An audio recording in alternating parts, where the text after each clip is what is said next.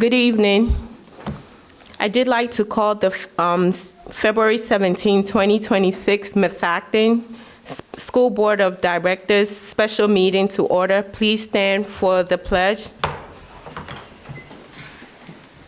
Pledge allegiance to the flag of the United States of America and to the republic for which it stands, one nation, under God, indivisible, with liberty and justice for all.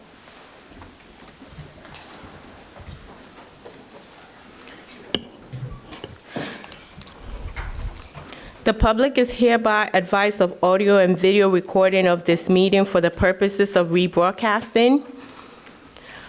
By way of attendance, I believe we have all board members here. Next, we have guests and scheduled speakers, Dr. Zerbe.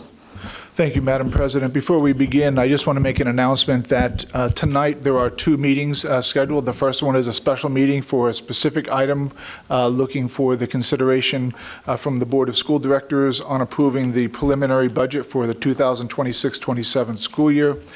And the second meeting, which will immediately follow this special meeting, will be the work session. So with that said, we have one speaker, Ms. Steffi, our Director of Business Services, will present a summary of the 26-27 preliminary budget. Members of the board, you should have a copy of the budget in your packet at the table. Thank you, Dr. Zerbe.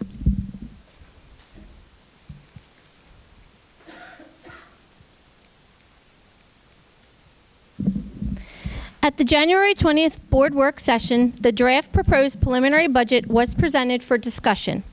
In summary, the proposed budget outlines total expenditures of $143,485,304 and anticipated revenues of $141,714,243. As a result of this projected shortfall, it is necessary to seek board approval to apply for the special education referendum exception. The proposed budget has been made available for public inspection, and the required notice of intent to adopt has been properly advertised.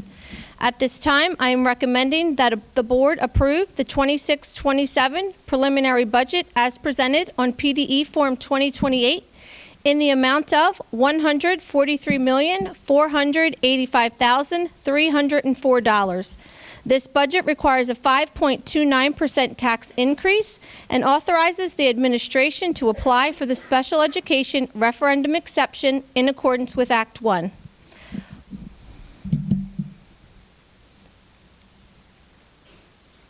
It's not advancing.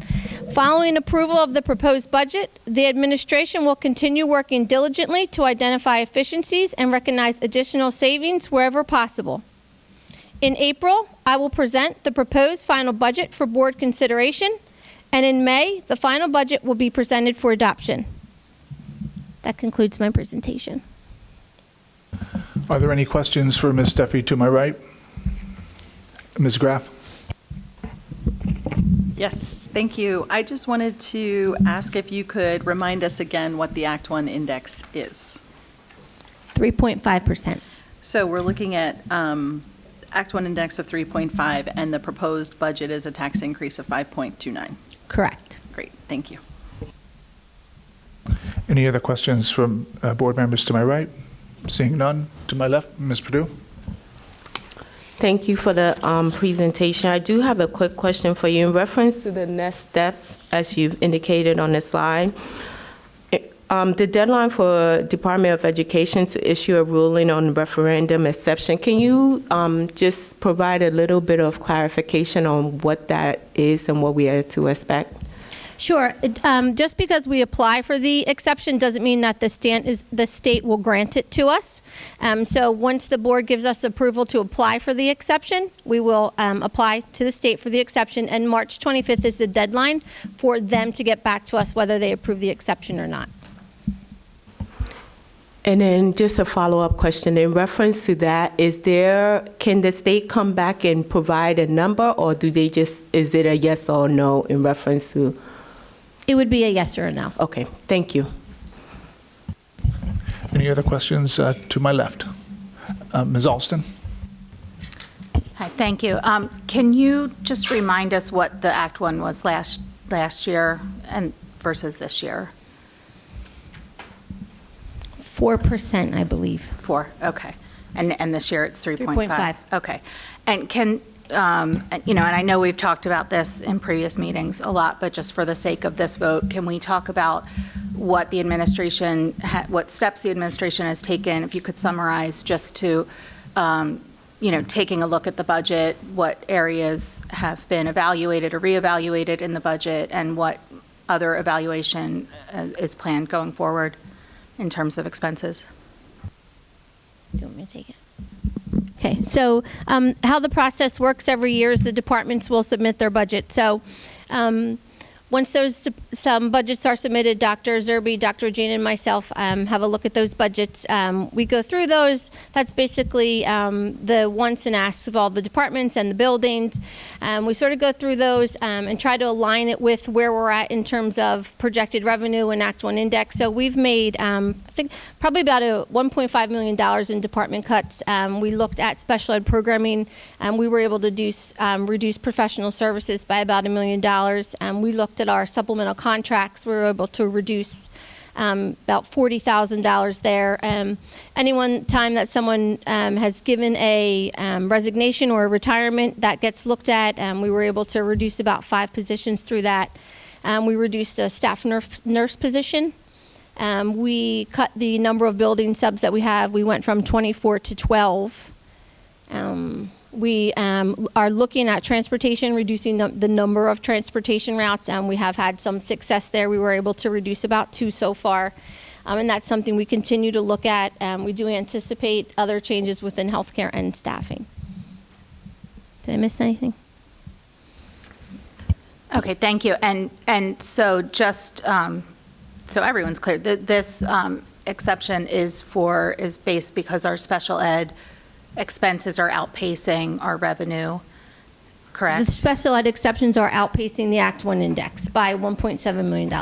Okay, and so that's the focus. So in order to maintain the programming that we need to maintain, the administration is saying that this step is necessary, but costs are going to continue to be evaluated. Correct. Thank you. Thank you, Ms. Olson. Any other comments or questions to my left? Am I right? Thank you, Ms. Steffi. Oh, thank you. Now, that ends our guests and scheduled speakers for the special meeting. I'll turn the meeting back over to Madam President for public comment on board action items. Thank you, Ms. Steffi, for the update. At this point, I will provide opportunity for public comment. The board will now take comment on board action items. This is opportunity for residents to comment on matters that are to be decided upon as outlined in the agenda. The board asks that you keep your comments to 3 minutes or less. The Board of School Directors may choose to respond to matters following conclusion of comments on the board action items. And then just to highlight, please state your name and municipalities so we can have that recorded. Thank you. Jim Malik, Worcester. Does this budget include provisions for a $113 million borrowing for the renovation? Is that one of the parameters for this? If we could know, that'd be great. The enrollment over the past 20 years has decreased by almost 800 students, along with the loss of more than 30-plus classrooms, 30-plus teachers, and their support staff. The enrollment has dropped so much that you had to close and then sell off Audubon.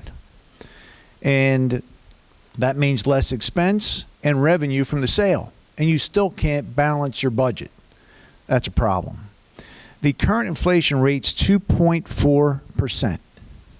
You guys want to raise our taxes 5.29% over the Act 1 index and more than double the rate of inflation made possible by your exception.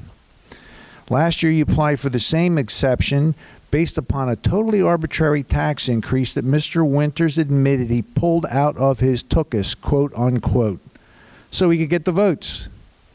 We're not doing any better this year. It's like the same thing. Somebody pulled 5.29 out their tuchus this year. Even more scary, the business manager stated publicly that we have been consistently below the Act 1 index over the past 7 years, and it was negatively affecting the district. She suggested we should consistently go to the Act 1 index to take advantage of the revenue, regardless of whether we could balance the budget below the Act 1 index. Now, I ask, is this a plan to get your mills up? You remember that presentation your PFM guys gave, Dave? I actually sent you questions 2 weeks ago you haven't answered. One of his things was, in order to afford your building project, was to get the mills up. Is this one of the ways that we get the mills up to avoid the project or afford the project?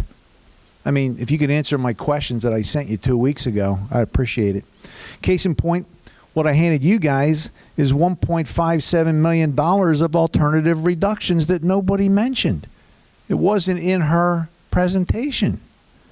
All these positions, reduction of LTS, eliminate positions, eliminate reach, nobody discussed it. If you do these alternate reductions, I didn't make these up, you guys did. If you did these, we wouldn't be going above the index. How come? I want to know why you didn't do these alternate reductions that you guys put together. And you didn't even mention it. That presentation, for somebody who doesn't come to finance meetings and stuff, it doesn't mean anything for the public. What you could do, you could take money from your capital reserve to cover this. You could scrap your big idea wish list. You could do classroom efficiency study and cut your undersubscribed programs, recently discussed in the education committee.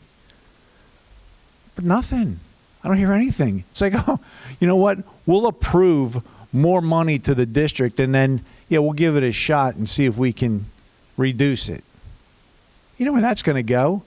You give a politician more money, and they're going to spend it. And you guys are really good at it. Thank you for your comments. And I'll just check if there's any additional public comments at this time.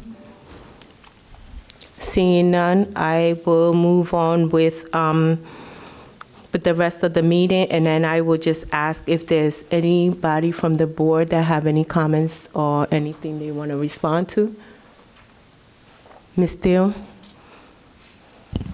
Thank you. I did just want to address not address any particular comment, but I did just want to share some of the reason why I'm voting to support the preliminary budget, because it is preliminary. The final budget will not be voted on until May, and that's very important. But the reason why I'm doing this is because, and why I would not want to see the alternative reductions without going above, without taking the special ed exemption. Some of the reasons why. We have a responsibility as a district, I feel a responsibility to make sure that our district is as strong as it can be.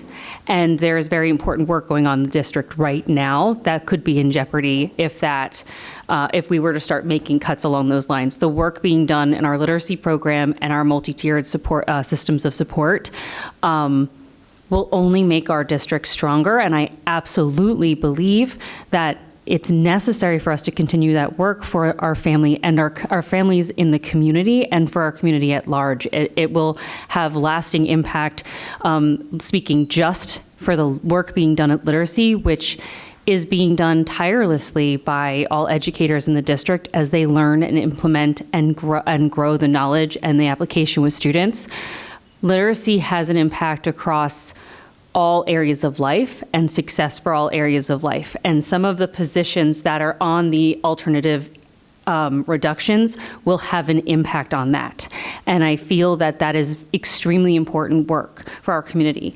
Some of the other areas include security, which I really feel like we need to prioritize, and we do prioritize, and it doesn't make me feel comfortable at this moment with the preliminary budget to make any decisions that would lower that with where we are and for the security of our district. That's really what I wanted to kind of share, is that important work. And I do think that there is that responsibility to make sure that our decisions are aligned going forward on the priorities of the district, including that literacy and MTSS priorities, and that the decisions across all areas help those move forward. Thank you. Thank you, Ms. Steele. And I will pass it over to Ms. Clary. Just a couple things maybe in response to public comment. We do have, for the public's benefit, we do have monthly finance meetings that are open to the public, and anyone is welcome to attend, where we do discuss in detail our finances. Dr. Zerbe is also putting on a finance forums for the public in the school library. He held one already, and the next one, Dr. Zerbe, is at April 4th, I believe, 6th? April 16th, at 7 o'clock in the, 7 o'clock? 7 o'clock in the high school library, and everyone is welcome. The administration puts on, I went to the first one, the administration puts on a really good presentation by the administrators and stays and answers all the public's questions. In terms of the alternate reductions that were mentioned, I guess I would say those are just that. They're ideas. They are not the end-all, be-all of what alternative reductions the district is considering. And I'll leave it at that and reiterate what Ms. Thiel said, which was that I want the public to understand this is just a preliminary budget, and we're still working on it, and we're working hard on it, and we'll be voting on it, a final budget, in May or June. Thank you. Thank you, Ms. Clary. Ms. Graff? Yeah, thank you. I did want to sort of echo that I was happy that the administration did provide alternative reductions for the board to consider. I think a lot of these things are things that, to Ms. Thiel's point, some of us would be very uncomfortable moving forward and pursuing, while others may already have been considered and included in the budget as it's proposed. The other thing I just want to say is that, I think we're in a position where we need to prepare for the potential that the budget is going to exceed the Act 1 index. And in that process, we have to do this approval tonight so that we can have that option available to us come May or June when we're voting on this final budget. If we don't do this tonight, we don't have the option to exceed the Act 1 index come May or June.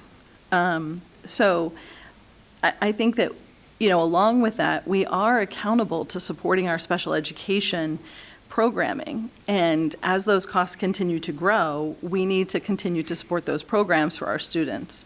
And I don't think that the public comments are necessarily taking into account the increase in costs that we've been seeing in special education. And that's not specific to our district. That's all districts are seeing those cost increases. And we're trying to figure out ways to optimize the programming while also, making costs very competitive and keeping our costs reasonable within the district. And I think the administration is doing a good job of looking at all the alternatives they can incorporate to provide good programming at a good cost. And so I just want to say that, while I'm supporting this vote tonight to put forward this proposed preliminary budget, I don't necessarily support exceeding the Act 1 index. And I'm hoping and will continue to work in my position on the Finance Committee to push for additional reductions and considerations that we can look at across the entire budget without necessarily negatively impacting our special education students or some of the other programming we have in the district. Thank you, Ms. Graff. Well stated. Any other? Okay.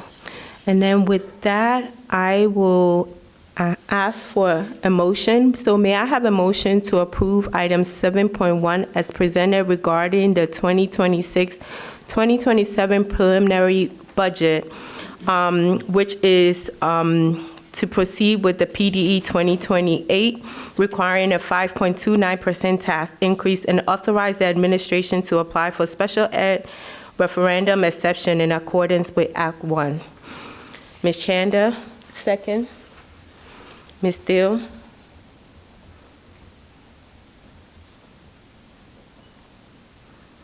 And then can I just ask for any discussion from the board or any additional comments?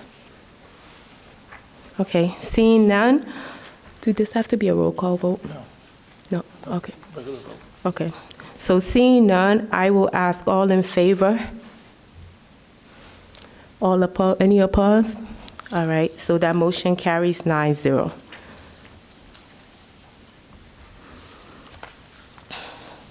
At this part of the meeting, we will have opportunity for residents to now make additional comments during courtesy of the floor. The Board of School Directors will now provide opportunity to make comments on matters that are or may be before the board. The board asks that you keep your comments to 3 minutes or less. The Board of School Directors may choose to respond to matters following the conclusion of comments. You can also submit questions via email to information@msacton.org. And please state your name and municipality. Yeah, Jim Malik again, Worcester. Ms. Thiel, money doesn't equate with success in education, but parental involvement does. So, I think you're concentrating on the wrong issue. It doesn't take any thought to raise taxes to the limit and above the limit. Anybody could do that. That's why you're supposed to be doing your job. You guys can't balance your budget, but you want to spend $300 million on a building project. How is that going to work? You can't even make cuts to get it to the Act 1 index, and then you want to spend an additional $300 million? Something's not right. What I gave you guys has to do with the food service. Give you some idea what's been going on here to get us in this situation. You guys departed from the National Food Service Program, which we were getting money for to subsidize the food, to do it on your own. You got operating losses of $200,000 a year for 3 years straight. That's $600,000, which was paid for by me and fellow taxpayers. Well, now you decided, you know what, we're losing too much money. Let's go back on the food program and get the money. You could have been getting money for the last 3 years. That's how you get your budget where you don't have to cut things you don't need to cut. Right to know summaries. If you guys look at your right to know reports, you'll see the numbers don't add up. I don't have time to go into that. But your right to know specialist charge never changes. It's $63.74 a month or $76,000 a year. And she is supposed to make $33 an hour as an hourly employee. So somebody just maxed her out and divided by 12 to come up with what you guys got there a month, regardless of how much she works. There's a problem. Could be a lot less. That needs to get looked into. Then you have the assistant superintendent doing the open records officer job, and that comes in at $2,200 a month, $27,000 a year, divided by 12, right? And he's getting paid as the assistant superintendent. So on one side of the ledger, he's getting a full boat for assistant superintendent, but you're getting charged for an extra $27,000 that's not being deducted from his assistant superintendent job. There's where you have problems with your numbers. Right to know legal bills. You guys spent $1 million on right to know about 3 years ago. All of a sudden, it's down to less than $100,000. What happened to that hole in the budget? Because once you raise taxes to pay for the mill, it doesn't go away when the mill goes away. It's always there in perpetuity. So where's that money going? How'd you fill that hole? There's so many problems with the budget, and I know you find it humorous, Ms. Graff. I don't as a taxpayer. I don't. Thank you.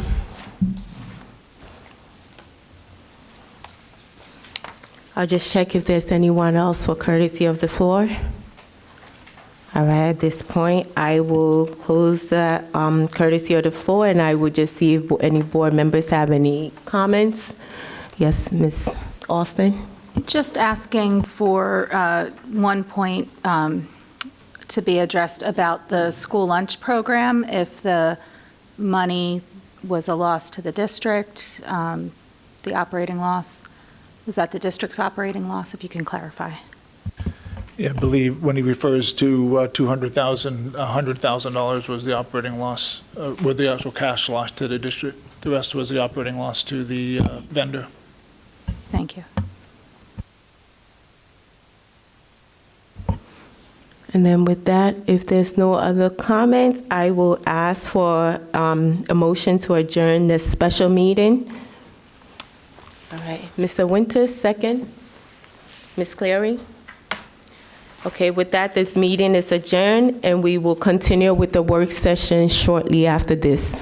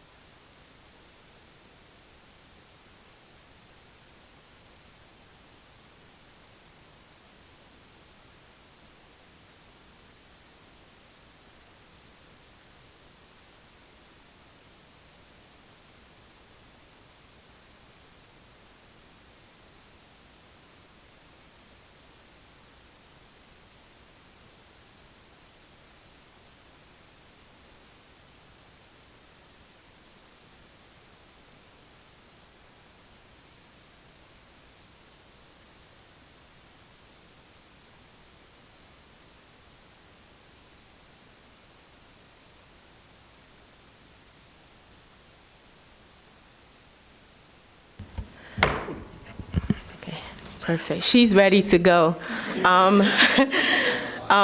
We're continuing with our meeting. I did like to call the February 17, 2026 Methacton School Board Directors Meeting to order. At this point, I'll say please stand for the pledge.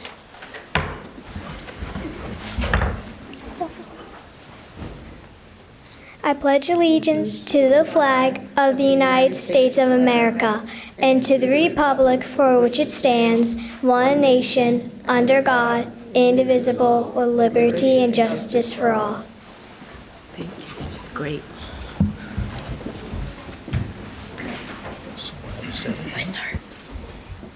Thank you so much, Shay. And now we have Bryce to tell us why he loves Eagleville.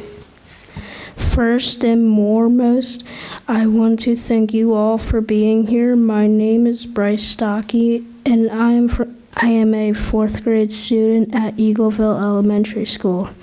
I am here to tell you why Eagleville had such an impact on me. Every one of my teachers through my years here have been encouraging and helpful. I really enjoy going to all my specials. I actually joined chorus this year and have learned so much. Lastly, I enjoy learning at Eagleville and the chance to make friends and share the experiments with them. Thank you all for coming here and listening to why I love Eagleville.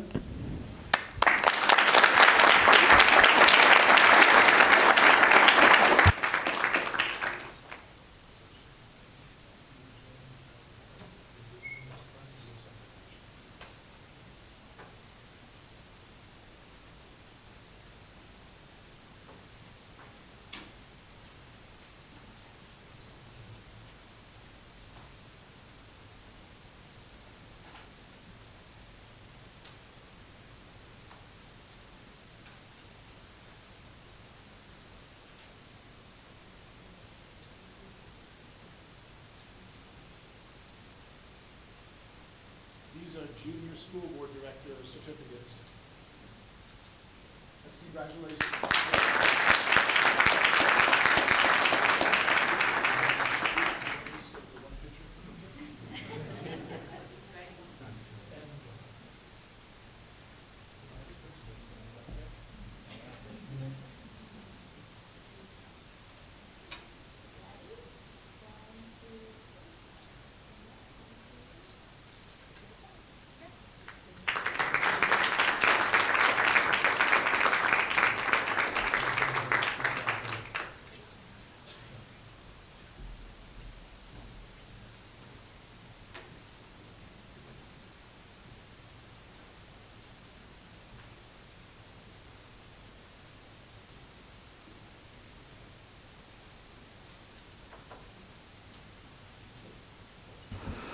Thank you very much for being so brave, Shay and Bryce. I know it takes a lot to be up here, and we really appreciate you and your courage for coming up here tonight.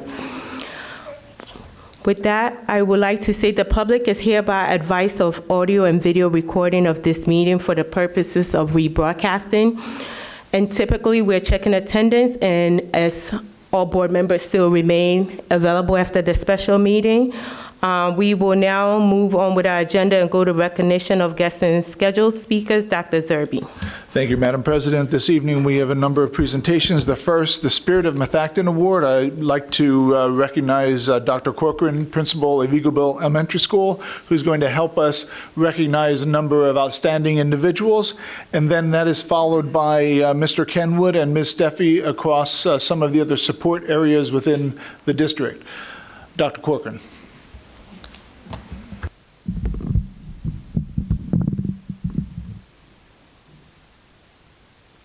The Spirit of Methacton Award is an opportunity to recognize our students, staff, and volunteers. Spirit of Methacton recipients are individuals who consistently model the qualities of the 9 core values of the Methacton School District. These individuals enrich our school community with their knowledge, commitment, and support. It is my distinct honor and privilege to recognize our Spirit of Methacton recipients. First, we have Ms. Julia Romick, 2nd grade teacher.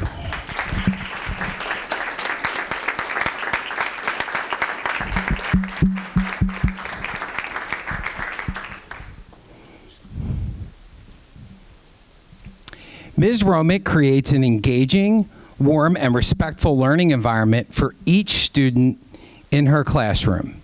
She demonstrates professionalism, teamwork, and a strong commitment to school growth through her leadership on the PBIS team and with her collaboration during grade level planning.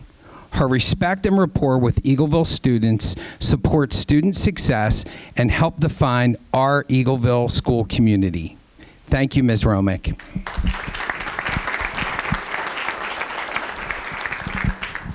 Next, we have Ms. Sarah Roos, 4th grade teacher.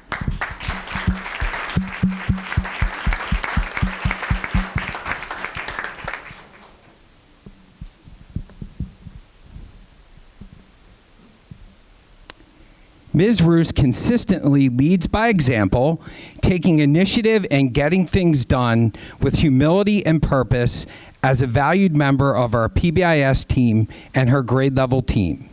She motivates our 4th graders to grow, highlights their talents, and inspires them to be the best students they can be. Her commitment to student success is contagious and strengthens the Eagleville community. Thank you, Ms. Roos.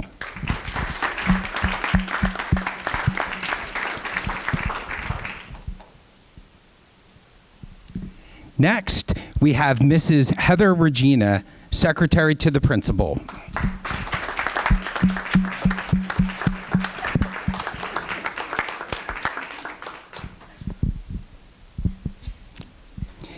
Mrs. Regina is the welcoming face of our school as the first point of contact with our guests, representing calmness, professionalism, and warmth. Her relentless commitment to getting things done and creating effective systems empowers staff to focus on teaching and learning. With deep Eagleville pride, she inspires each of us to do our best and to do so in an organized fashion, all for the greater good of our school. Thank you, Mrs. Regina.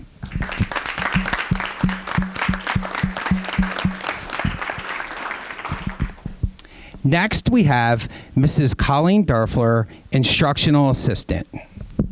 Mrs. Darfler is unable to join us this evening, so we're going to celebrate her and read our description. Mrs. Darfler is a caring, kind, trusted instructional assistant who is highly respected by students and staff. She greets students each morning and sends them off each day with care, supporting the sense of belonging that we strive for so that everyone knows they are valued. Through her hard work and commitment to supporting instruction, she empowers learners and helps every student grow to be their best. Thank you, Mrs. Darfler.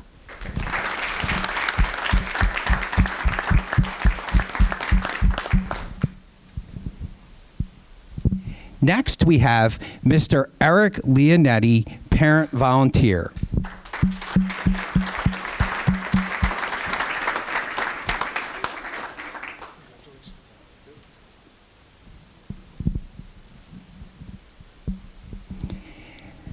Mr. Leonetti generously shares his time during fourth grade lunch, creating a positive and welcoming presence in the Eagleville cafeteria. Through his interactions with students and staff, he builds relationships and strengthens our sense of community. His support reflects an appreciation for what matters most, our students and our school community. Thank you, Mr. Leonetti.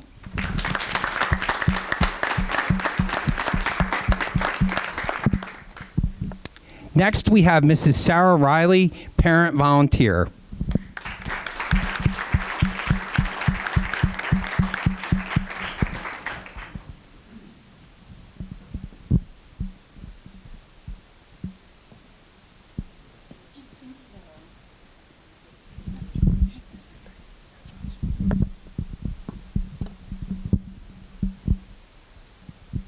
Mrs. Riley is a devoted third grade parent volunteer whose Eagleville pride shines through her service at lunch, leadership of this year's STEM fair, and continued commitment to Eagleville's home and school events.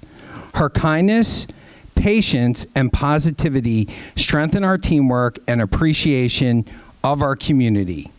Mrs. Riley's love for Eagleville is evident in everything she does, from consistently giving her time and talents to proudly supporting our school community in countless ways. Thank you, Mrs. Riley.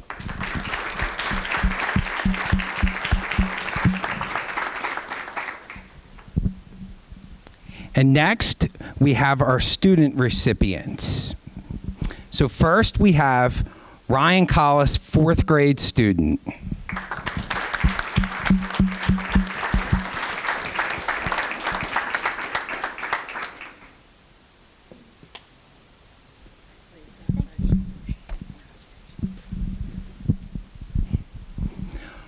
Ryan consistently demonstrates strong motivation to succeed and a genuine commitment to growing each day at Eagleville. He approaches new challenges with a positive attitude, remains open to new opportunities, and is willing to try different strategies to improve his learning. Through encouragement, cooperation, and respect for others, Ryan helps his classmates by fostering a supportive and inclusive classroom environment where everyone feels valued and capable of success. Thank you, Ryan Collis. We are proud of you.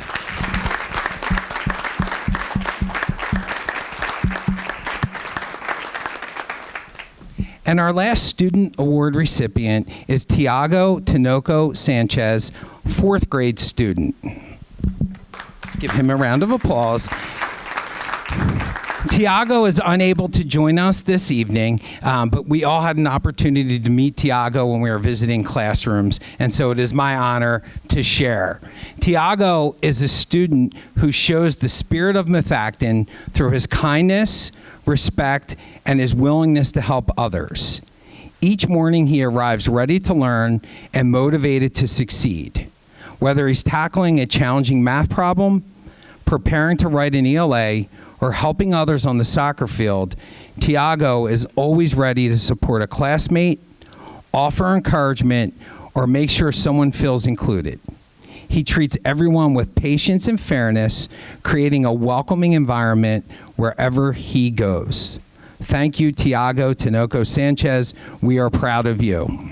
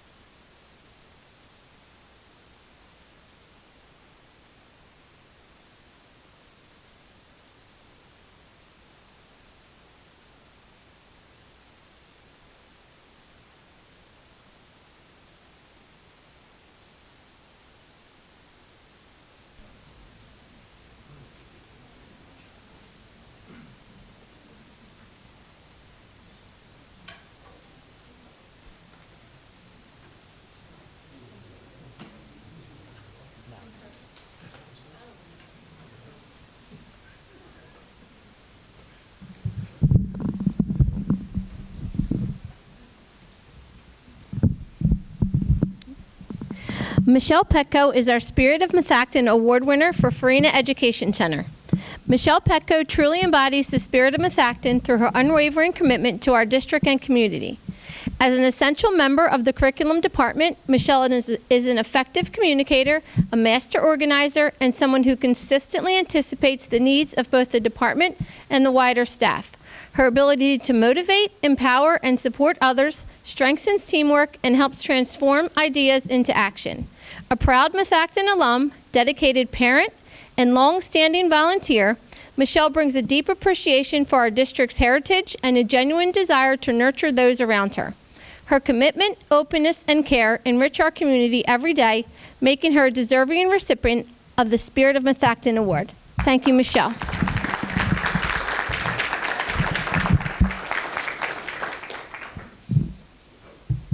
Nancy Cusimano is our Spirit of Methacton Award winner in the Food Service Department. Nancy consistently exemplifies the spirit of Methacton through her unwavering commitment to students, colleagues, and the school community. Each day, Nancy approaches her role with professionalism, care, and pride, ensuring that every student she serves feels welcomed and valued. She understands that food service is more than providing meals. It is an opportunity to positively impact students' daily school experience. Nancy is a dependable and collaborative team member who leads by example. She actively supports her colleagues, promotes effective teamwork, and contributes to a positive and efficient work environment. Her willingness to step in where needed and her focus on doing things the right way reflect Methacton's core values of responsibility, respect, and service. Thank you, Nancy.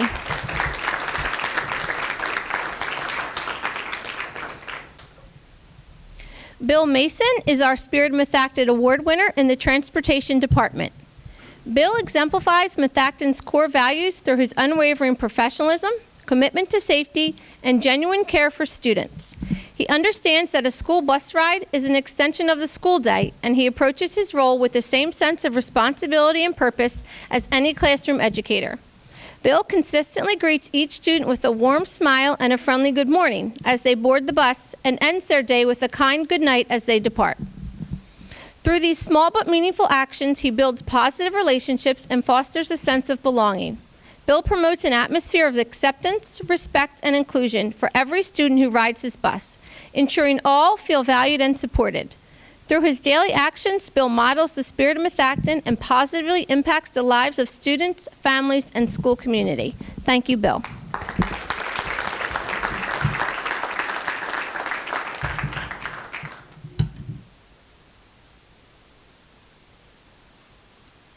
Good evening.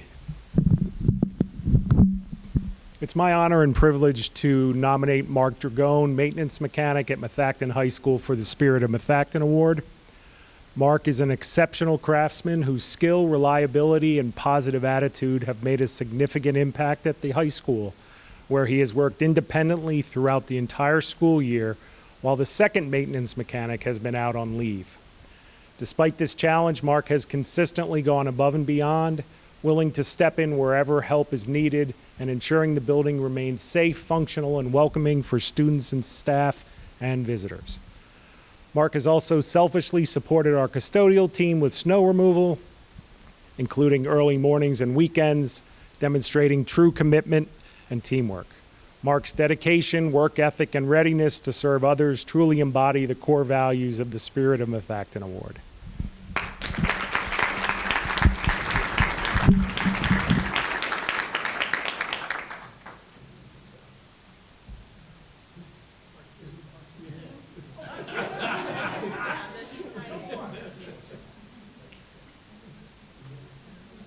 I looked up in the crowd, I didn't see him. Trying to hide on us. Let's go out in the middle here. Get a photo.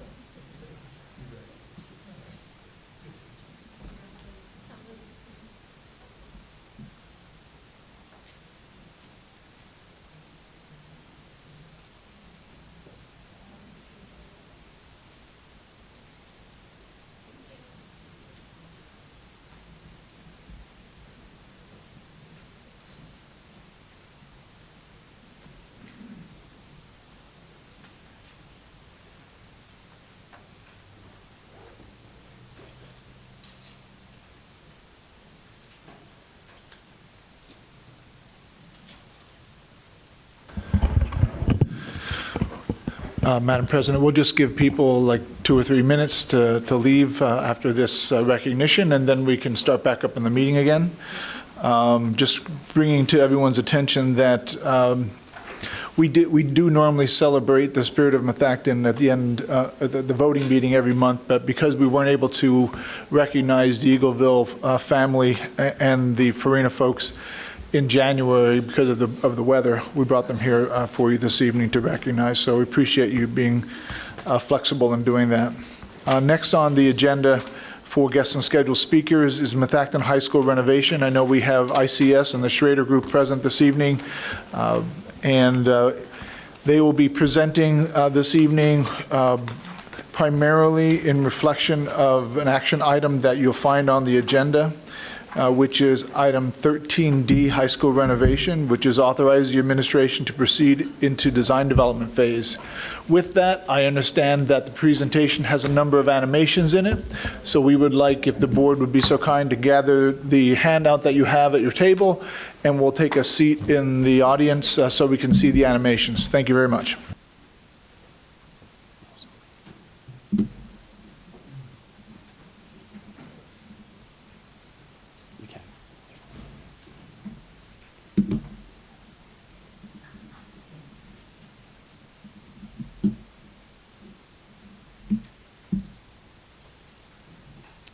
All right. Thank you, Dr. Zerby. Everyone left, so we're here. All right. We're going to give a quick update on the status of the high school additions and renovations project. We have presented at Property and Finance, and you'll see a lot of the same discussion here this evening. We'll start with a schedule update, and then we'll go into some of the site plan discussions that we've had recently, do a quick overview of the floor plans, and then some animations of the schematic design, and then I will pass it over to Mr. Tim Guider to go through all of the cost estimating discussions. So bring us to, if I can get this to work. There we go. All right. So to date, we are through schematic design. We are wrapping up this month. We've been meeting every 2 weeks with the administrative team. We've gone through the township review process. We submitted a sketch plan back in December. We finally received a traffic review letter the first week of February. We received the township engineer letter most recently. That was on February 11th.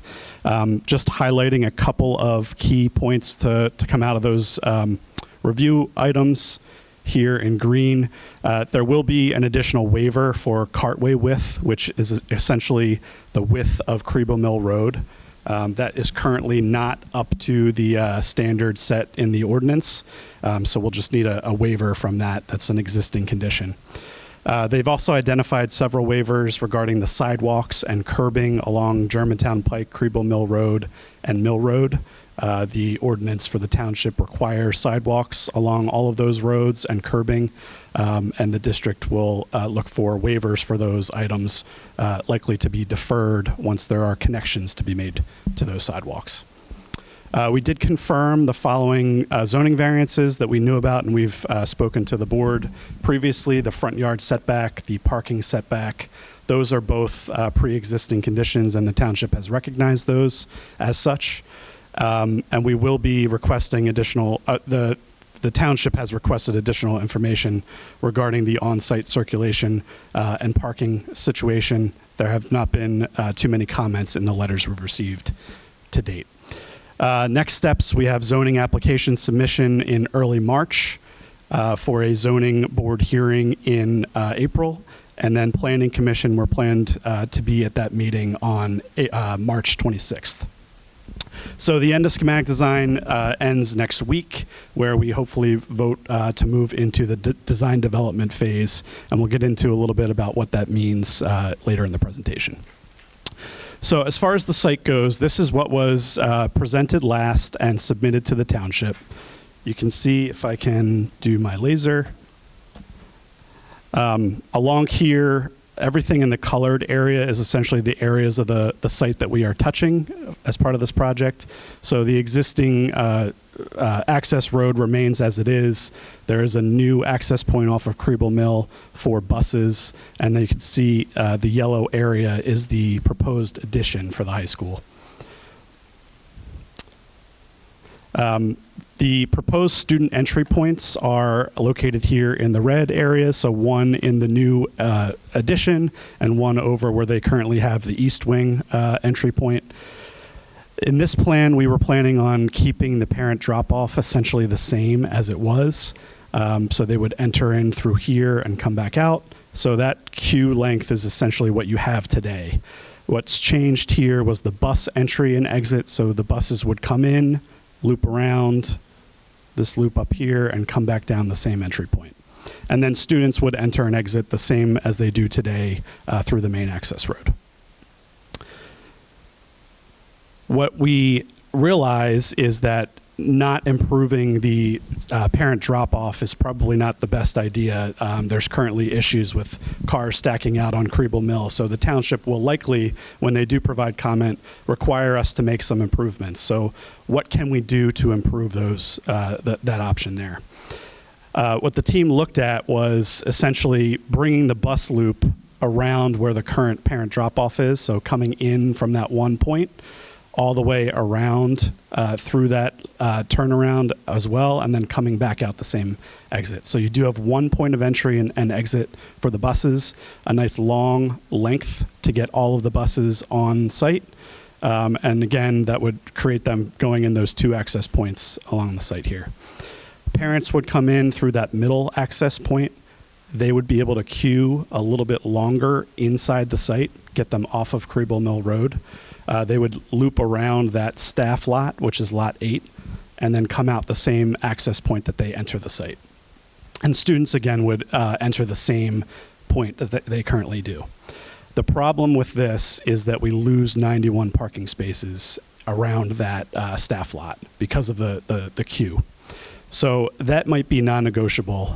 We currently we're sitting at 861 spaces from the previous plan, and the quantity that you need to get everybody on site is 857. So we're right there at that number. That includes getting everybody off of the church parking lot, providing parking spaces for all students, staff, and bus drivers. The other conflict here is one with the parent drop-off and the staff. Having the staff park in here and then walk across a parent drop-off does not seem like the best idea to some of the high school administration. So again, the two entry points there. What else can we do to improve the situation? We go back to the plan that we originally submitted. You still have all of your staff and student lots over in lot 8 and 9. And can we make an improvement to the existing lot without making significant changes? So you still have your bus in and out. You have your parent entry coming in and out on the right-hand side of the plan, and then students would be coming in the same way they have been, same way they are today. 2 student entry points, again, at the main entrance and the east wing. Buses would be able to double stack along that bus lane. So they come in, park, let students off, and then loop around the lot 10 up there where it says bus driver, and then come back out that same entrance. So you're really still separating buses, students, and parents. The bus drop-off loop would be able to loop around this extended loop and get a little bit longer of a queue length on here, and then go back out that entry point again. And all students and staff would be crossing this one point across the site. So we're trying to create a nice boulevard to make it a nice safe crossing. That's where you'd have your staff directing traffic around there. And just a quick note, this area right here, there is a crossing so that buses would not be able to park here. So the buses would essentially stop at this point and allow traffic to go across that. Our engineers did a quick sketch of this and found out that if we do this properly, we can get about 20 plus more cars in that queue length, which essentially doubles the amount that you have. We did get some quick numbers from our traffic consultant. It sounds like, at least when they were there were 24 cars at peak traffic point, which I think was like 727 or something like that. But 24 cars were out on Kriebel Mill and Mill Road. So by getting those 20 to, maybe we can fit 24 on here, it essentially gets all of those cars off of Kriebel Mill and hopefully make a huge impact to the traffic out there. So this is the direction that we're headed at the moment. We'll see what the township thinks of these improvements, but the only change from what we've presented to the township at this point would be this loop improving over here. Quickly into the plan. The plans have not changed much. We still have all of the additions that we've been discussing. You have your natatorium and athletic spaces in the orange. You have your auditorium and performing arts spaces in the purple. The darker blue is the high school administration, creating a new main entrance with that secure vestibule and entrance. There is a 2-story classroom wing down in the south of this plan. The yellow, we're creating that commons, really opening up that space so that you have a nice gathering space for students to come in the morning and to gather before the buses come in the afternoon. You also have this as a queuing space for the auditorium, the natatorium, and the main gym. So a really nice public facing space over here where all the academic spaces are kind of quarantined off when there are public events. The pool would be infilled with a wellness center, athletic trainer, fab lab, and life skills apartment. And then we are relocating the FCS labs over to this area in blue.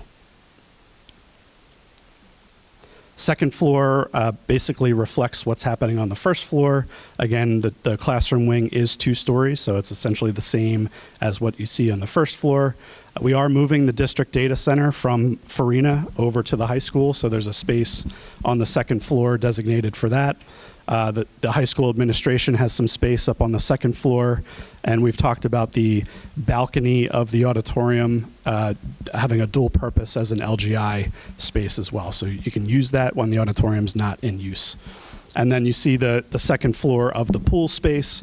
Those bleachers would be converted to what we're calling a cardio mezzanine, so you can get some cardio equipment up on the second floor of the pool. Quick update, this is what the current building is looking like at the end of our schematic design phase. You can see all of the additions in the front. This would be the 2-story classroom wing. Here's all of your existing classroom wings. We're sitting kind of over in this space right now. Have a brand new entry that's really clear and focused to get people on site and into the building. We have our auditorium over on the left, and then our natatorium over at the other end of the site. Quick animation to show you what that looks like as we're getting through the building, and we'll have more showing you what the interiors of the building look like. But this is kind of getting a feel of what the campus starts to look like with this concept.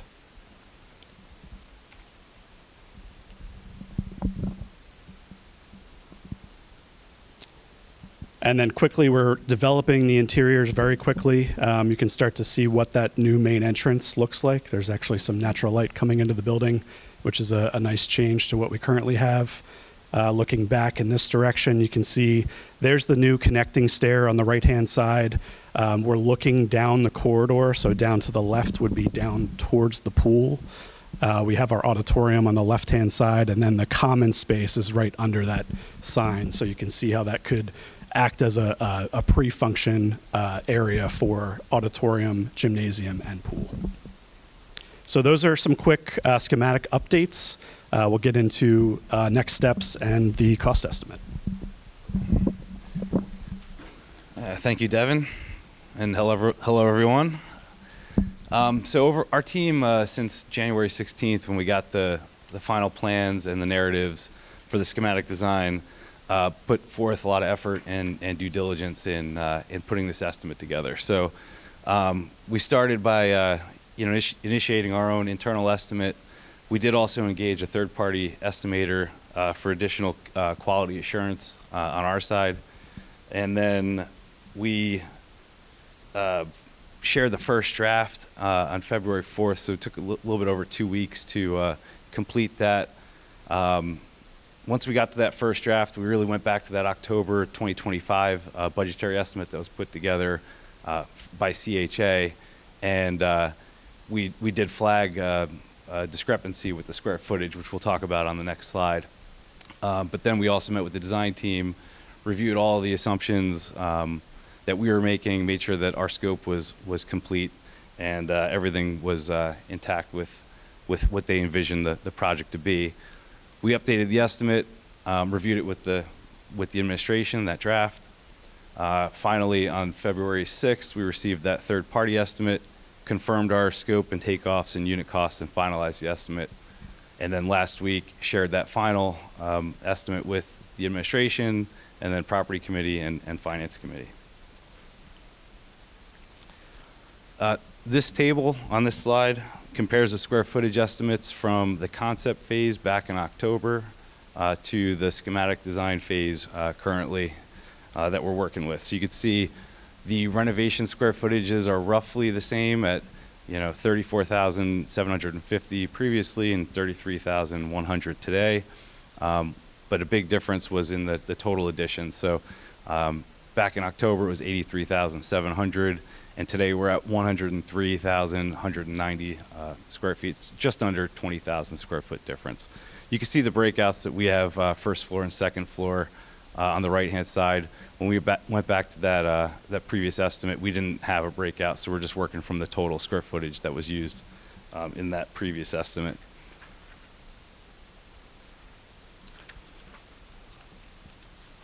On this slide, you can see the table. This is a breakdown of that estimate side by side with where we sit today. Good news is we're still within the budget, largely due to the $7.5 million allowance for various MEP and general contracting replacements. So that allowance, as you can see by those blue arrows that are indicated, kind of goes into about $2.7 million of improvements in the HVAC systems within the existing portion of the high school. So the classroom unit ventilator replacements, we'll get to that on another slide coming up. Temperature controls upgrades and HVAC testing and balancing in the existing building. And then some of that also is going towards the additions to make up for that square footage discrepancy of about just under $4 million, about $3.8 million in that bucket. And then lastly, in the design and estimate contingency. So typically, we're carrying somewhere in the 5 to 10% range for estimate contingency, based on 5% kind of leaning towards more new construction, clean sheet of paper. 10% more is more geared towards heavy renovations, and we're kind of in that mix of additions and renovations in this project at this point. So we're carrying 6.5% of the construction cost for that contingency. And then you can kind of follow the numbers down. We still are carrying construction cost escalation in this estimate. At this point, we know we have a few years before we get to the midpoint of construction, through design, bidding, and then construction. So we have to carry some contingency, some allowance for anticipated construction costs that are still going up, albeit not at a rate like we saw several years ago. And then you can see all these other items. Lastly on this, the design and land development construction management costs went down by roughly $1 million. So what was carried in the previous estimate in October by CHA had about $750,000 more in the construction management than where we are today with our team, and a little bit more for the architectural design, which is less today than it was. So all in all, we're still on budget. The next few slides that we're going to go through really focus on just making sure that we're clear on what's included in these budgets at this point, and knowing that we're still going to be working towards in design development, refining the estimates and refining the scope from where we are today. But you can see here that in that budget right now, we have a lot of these warm, safe, dry scopes of work that were included or discussed previously. So fire alarm system upgrades, a bunch of HVAC related improvements, the central heating plant, the classroom unit ventilators, and critical roofing areas from the roof assessment, which we'll show on another slide coming up. and then other various HVAC upgrades. So this next phase of design development, we're going to work with the design team, with your administration, and really refine some of these decisions as we go, because we still have some of those contingencies built into this estimate. We have some decisions that'll be made, as we're getting feedback from the township and refining the site work, as well as the square footage of the addition and some other options inside the building for the remaining portion of the building. This table really was a question that came up at the Finance Committee meeting, was, around the baseline scope of what's addressed in the project, what's not addressed in the project. So we went back to what was presented previously and considered in the feasibility study and took that list, and then we're basically showing you here what's included right now, what's not included that may be considered as we get further into design. If we can afford it within the budget, we'll include it if it's important. And then if not, if it can be deferred for a future project, some of these items may end up being deferred as we get further along. But you can see there's a lot of these warm, safe, dry items that are included in the scope right now. So on the building envelope side, the critical roof sections, we are addressing the groundwater infiltration issues that you have in part of the building that's being demoed right now. A lot of the HVAC-focused scope to improve the temperature controls and dehumidification and ventilation in the existing portion of the building. We already talked about the fire alarm system upgrades, and then a lot of the safety and security improvements with the new front entrance, and then also addressing the first responder communications piece. This is a floor plan that shows these purple dots basically represent a unit ventilator that sits in a classroom, which is, the standard. It's floor mounted. It's underneath the window. There's 36 of them that are left in the remaining portion of the high school that would be replaced as part of this project. Those unit ventilators are outdated. They're noisy. They don't have the best controls or modern controls that you have today. So these are included in the baseline scope and the budget that we just presented to you. On the roofing side, this map shows you all the various sections that were flagged in the roof assessment that was completed by Mark Sobek, Roof Consulting. You can see all of the grade D, or the critical areas that need replacement, listed on the right-hand side. And you can see a lot of those areas are already planned on being demolished as part of the scope of work with this project. So those are indicated in the yellow boxes on the left-hand side. Those are areas of the building that are going to be demoed anyway. So section 1, 2, and part of 3, 4, 26, and 27 are going to be demolished. We don't need to plan for replacing those.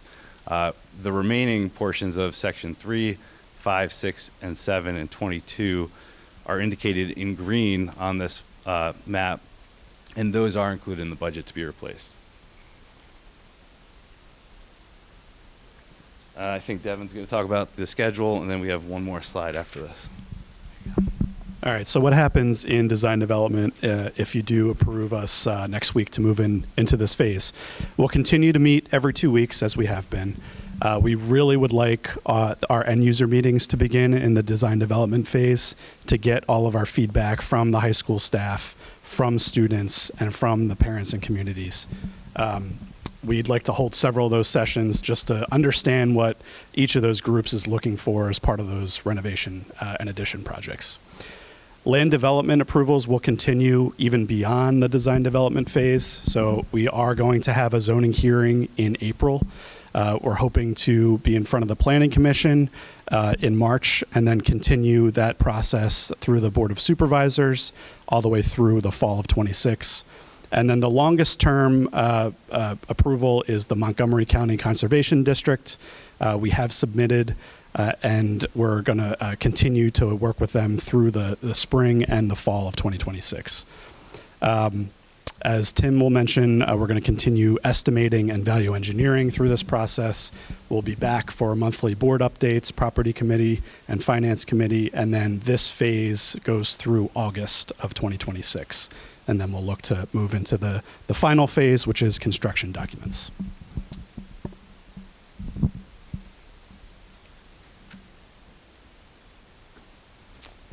All right, and then final slide here before we take questions.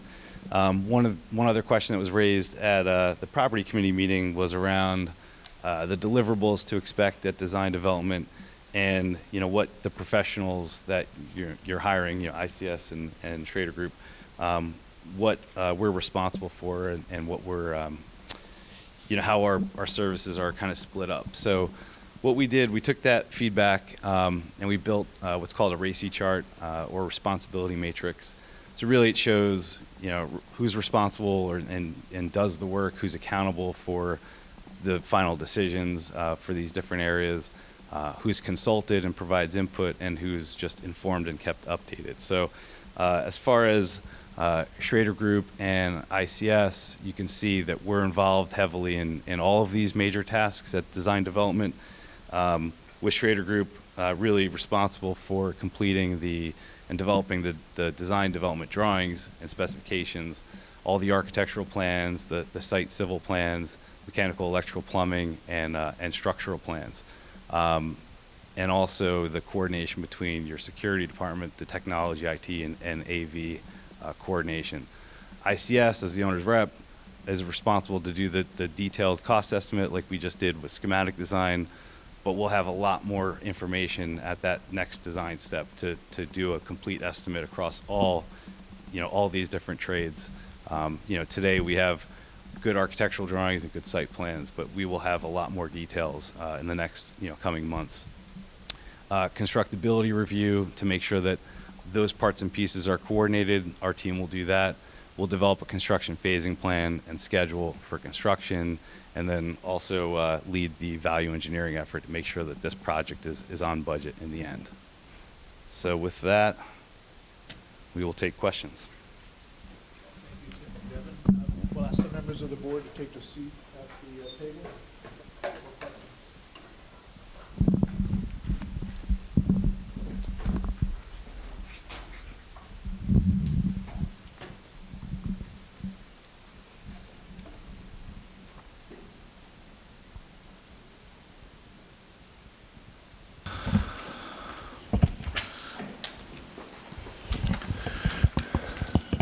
Do we have questions from members of the board to my right? Mr. Winters. Yeah, thank you. I appreciate that you added some of the things from the property, and I think it clearly puts the board in a good position of knowing exactly where we're at this situation. I just wanted, I think you said it, but I just want to clarify for somebody watching, when you're looking at that slide related to the square footage, I know that you do not necessarily want to say anything derogatory about anybody, but the reality is we have an original estimate that is 20,000 square feet less than what we have now, which is where we have the design. I just want the community to understand that more or less is not a change associated with the design. The design, for the most part, except for, you said maybe the locker room or something like that, the square footage has not changed significantly. It's only a change in the baseline estimate was sort of unknown because it was done by somebody else. Is that correct? Yeah, that's right. So from our team's perspective, we went back through that estimate in detail from October, looked at how they estimated it, compared that to ours. There's a delta of about 20,000 square feet. But going back through the design at that point and talking with Devin and his team, there's not a 20,000 square foot difference in the design. It was about 5,000 square feet, which is a footnote that's on that other table there. And this is an image. I guess, Devin, you could talk through this. Yeah, just to clarify. So the image on the left is what was left off from the concept, and we've moved into the design portion of this. This is what we have today on the right-hand side. You can see there's really not much difference. The difference is really that locker room up in the top left, and maybe the admin area and music area may have gotten a little bit bigger. So it's about a 5,000 square foot difference from what we had originally to what we have now. Okay, thank you. And then I definitely appreciate the new slide related to what when we call it the existing high school. So that's the renovation portion of the east wing and so forth, this where we're sitting here. I would just sort of recommend also when you're talking about to the high school about the programming and so forth, that if they weigh in on, and I imagine Doug probably knows where they would weigh in on the things that they're going, uh-oh, what does this mean that we're not going to be able to do item 13 or whatever it is? I'm just picking one randomly, right? So, there may be things in the high school that are sore subjects. I assume you're getting that feedback as well related to the footprint of the building. Yeah, absolutely. We're going to continue, like we've been saying all along. We have a lot still to focus on in this next design step, and we're going to work through different options with the administration, because we're going to have to make, as always, you get to this point, you make some trade-offs with decisions during design that are, budget related and programming related, and maybe there's some items that are not addressed currently in this project that become priorities that we'll address as well. Okay, and thanks. And the last point, I just say, Devin, when it comes to the design of the traffic flow, you're saying we did not really receive any feedback from Worcester at this point? Yeah, the township has not really commented on the traffic or circulation, which we would have expected by now, but they just have not provided too much comment. We do anticipate them requesting some improvement over in the drop-off area. Okay. Thank you. Thank you. Anyone else to my right? Ms. Graff. Yes, thank you so much. I really appreciate the updates from our discussions at Property and Finance. I did have one comment on slide 18 on the printout, and I don't know exactly what will be posted, but we don't see the call-outs on what's green and yellow. If we can just make sure that the version that gets posted has the explanation that the yellow is to be replaced and the green is to be replaced and the yellow is to be demolished, because it doesn't show up on our printout. When you PDF the slides, it should show up. Let's just make sure, because otherwise it's a little confusing. We're going to be posting the one that was presented on the screen. Okay. I was going to. There are slight variations from when this was printed. Yeah, so I do apologize, but the sequencing of all of that, yeah. And the order was a little different, but, obviously not that much of a consideration. The only other thing I wanted to potentially consider adding is on slide 20, on the land development approvals. We list that the zoning hearing is going to be in April, but we don't say the Worcester Planning Commission will be in March. I don't know if we know the dates for those two meetings, and if we want to add them, I think that could be helpful if the public is looking to come out and either express concerns or support. I think we would give them the opportunity to know when those meetings are going to happen. Planning Commission is March 26th. March 26th. Excellent. The zoning hearing, we do not know yet. We are submitting the application in early March. So the hearing is a specific hearing for this project, but Correct. not in a standard zoning meeting? Correct. Okay, great. And I don't know if we list on the high school project website, like upcoming meetings and events. We may want to start doing that so that the public meetings are posted, and as dates become available, we're posting it there. So if somebody wanted to know what the next meeting is, they could make a point to identify what those dates are and times and such.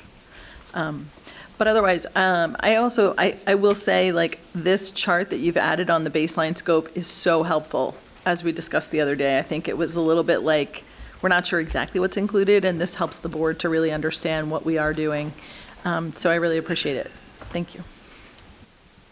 Any other questions or comments to my right? Seeing none, to my left, Ms. Perdue. I do want to thank you both for making the updates from both committee meetings. I think it's helpful. I do have a question. It's more of a curiosity on slide 7, and I see we have cars parked along the parent entry and exit. I think it's 7. Yes. Is that a representation of the number of cars that we can fit here now? That is. Oh, okay. That's good. And then do you happen to know, and I don't know if you, Doug, or anyone from the high school know the current number of cars that we can fit in the current drop-off? The number's right around 20. 20? And then, okay. So currently we're at, by changing this, we increase the queue by 20? Correct. Okay. And that kind of depends on where the cutoff is for the end of the front of the queue line. If you extend it a little further, you get a couple more cars. And then this is still this current site plan is based on the fact that it goes back to your previous one where we lose the 91 spaces? So this one picks back up those 91 spaces. Picks back up. Okay, perfect. I think that's helpful. Okay. I did have another follow-up question for you in reference to the slide that was previously up in reference to the roof, so I believe 18.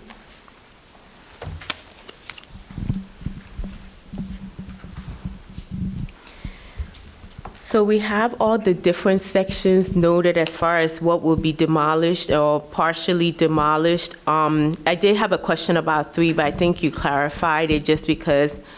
So just to make sure, part of 3 will be partially demolished, and then the other part will be, clarify that point again. I just want to. So it's hard to see because we took an image from the consulting report that was put together, but part of 3, section 3 is highlighted in yellow, and then part of it is just left of that number 5. So it's highlighted in green what's remaining in section 3. So that'll be replaced as part of the project. Okay.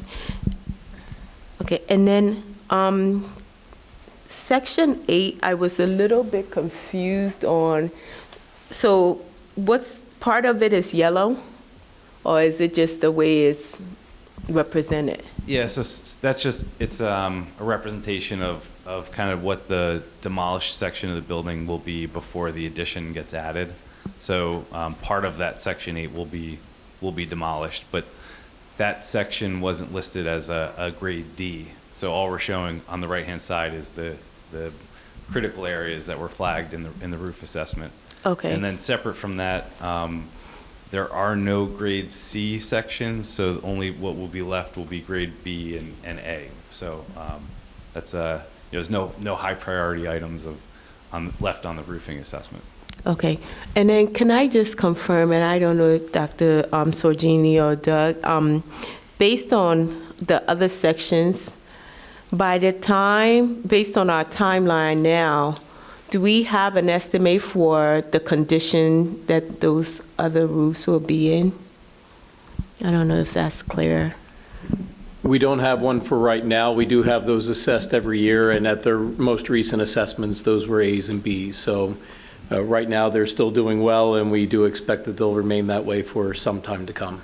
Okay, so currently what we have is based on the fact that everything else, so the ones that we have listed here, the sections that are the ones that we're concerned about? That's correct. Okay, all right, I just wanted to clarify that.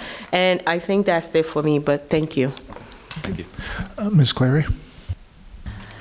Yep, thanks for adding the slide on the cost or the services breakdown against the cost. I thought that was very clear and super helpful. On slide 2, there's a reference to 2 letters, the traffic review letter and the township engineer letter. I would just ask that that be provided to the board to look at. Put it in the memo, yeah. Okay, great. And then I kind of want to go back to slide 7, which Ms. Purdue was asking about. So I thought you said that you didn't get a whole lot of feedback from the township yet about the original plan of using the east wing current parent drop-off lot. But then I thought I heard you say that you submitted. Did you submit this revised revised? No, we submitted the one without the loop that we added. Yeah. And we are anticipating feedback that they will request improvements along that. So the team went back and decided what else can we do to improve that drop-off area. I heard you wrong tonight. But I guess, and this really isn't, it's more of a comment maybe for my fellow board members, but keeping the current drop-off in the east wing and using that as an entrance for the kids to enter the building, in my mind, does two things. It defeats the purpose of having this beautiful brand-new entrance where all our kids funnel into one place. And I think it creates some safety concerns to continue to have kids go in that entrance when we do have this other entrance. So what I love about slide 7 is that you could stop using the east wing entranceway. You could close it off. And there's a path in your diagram on 7.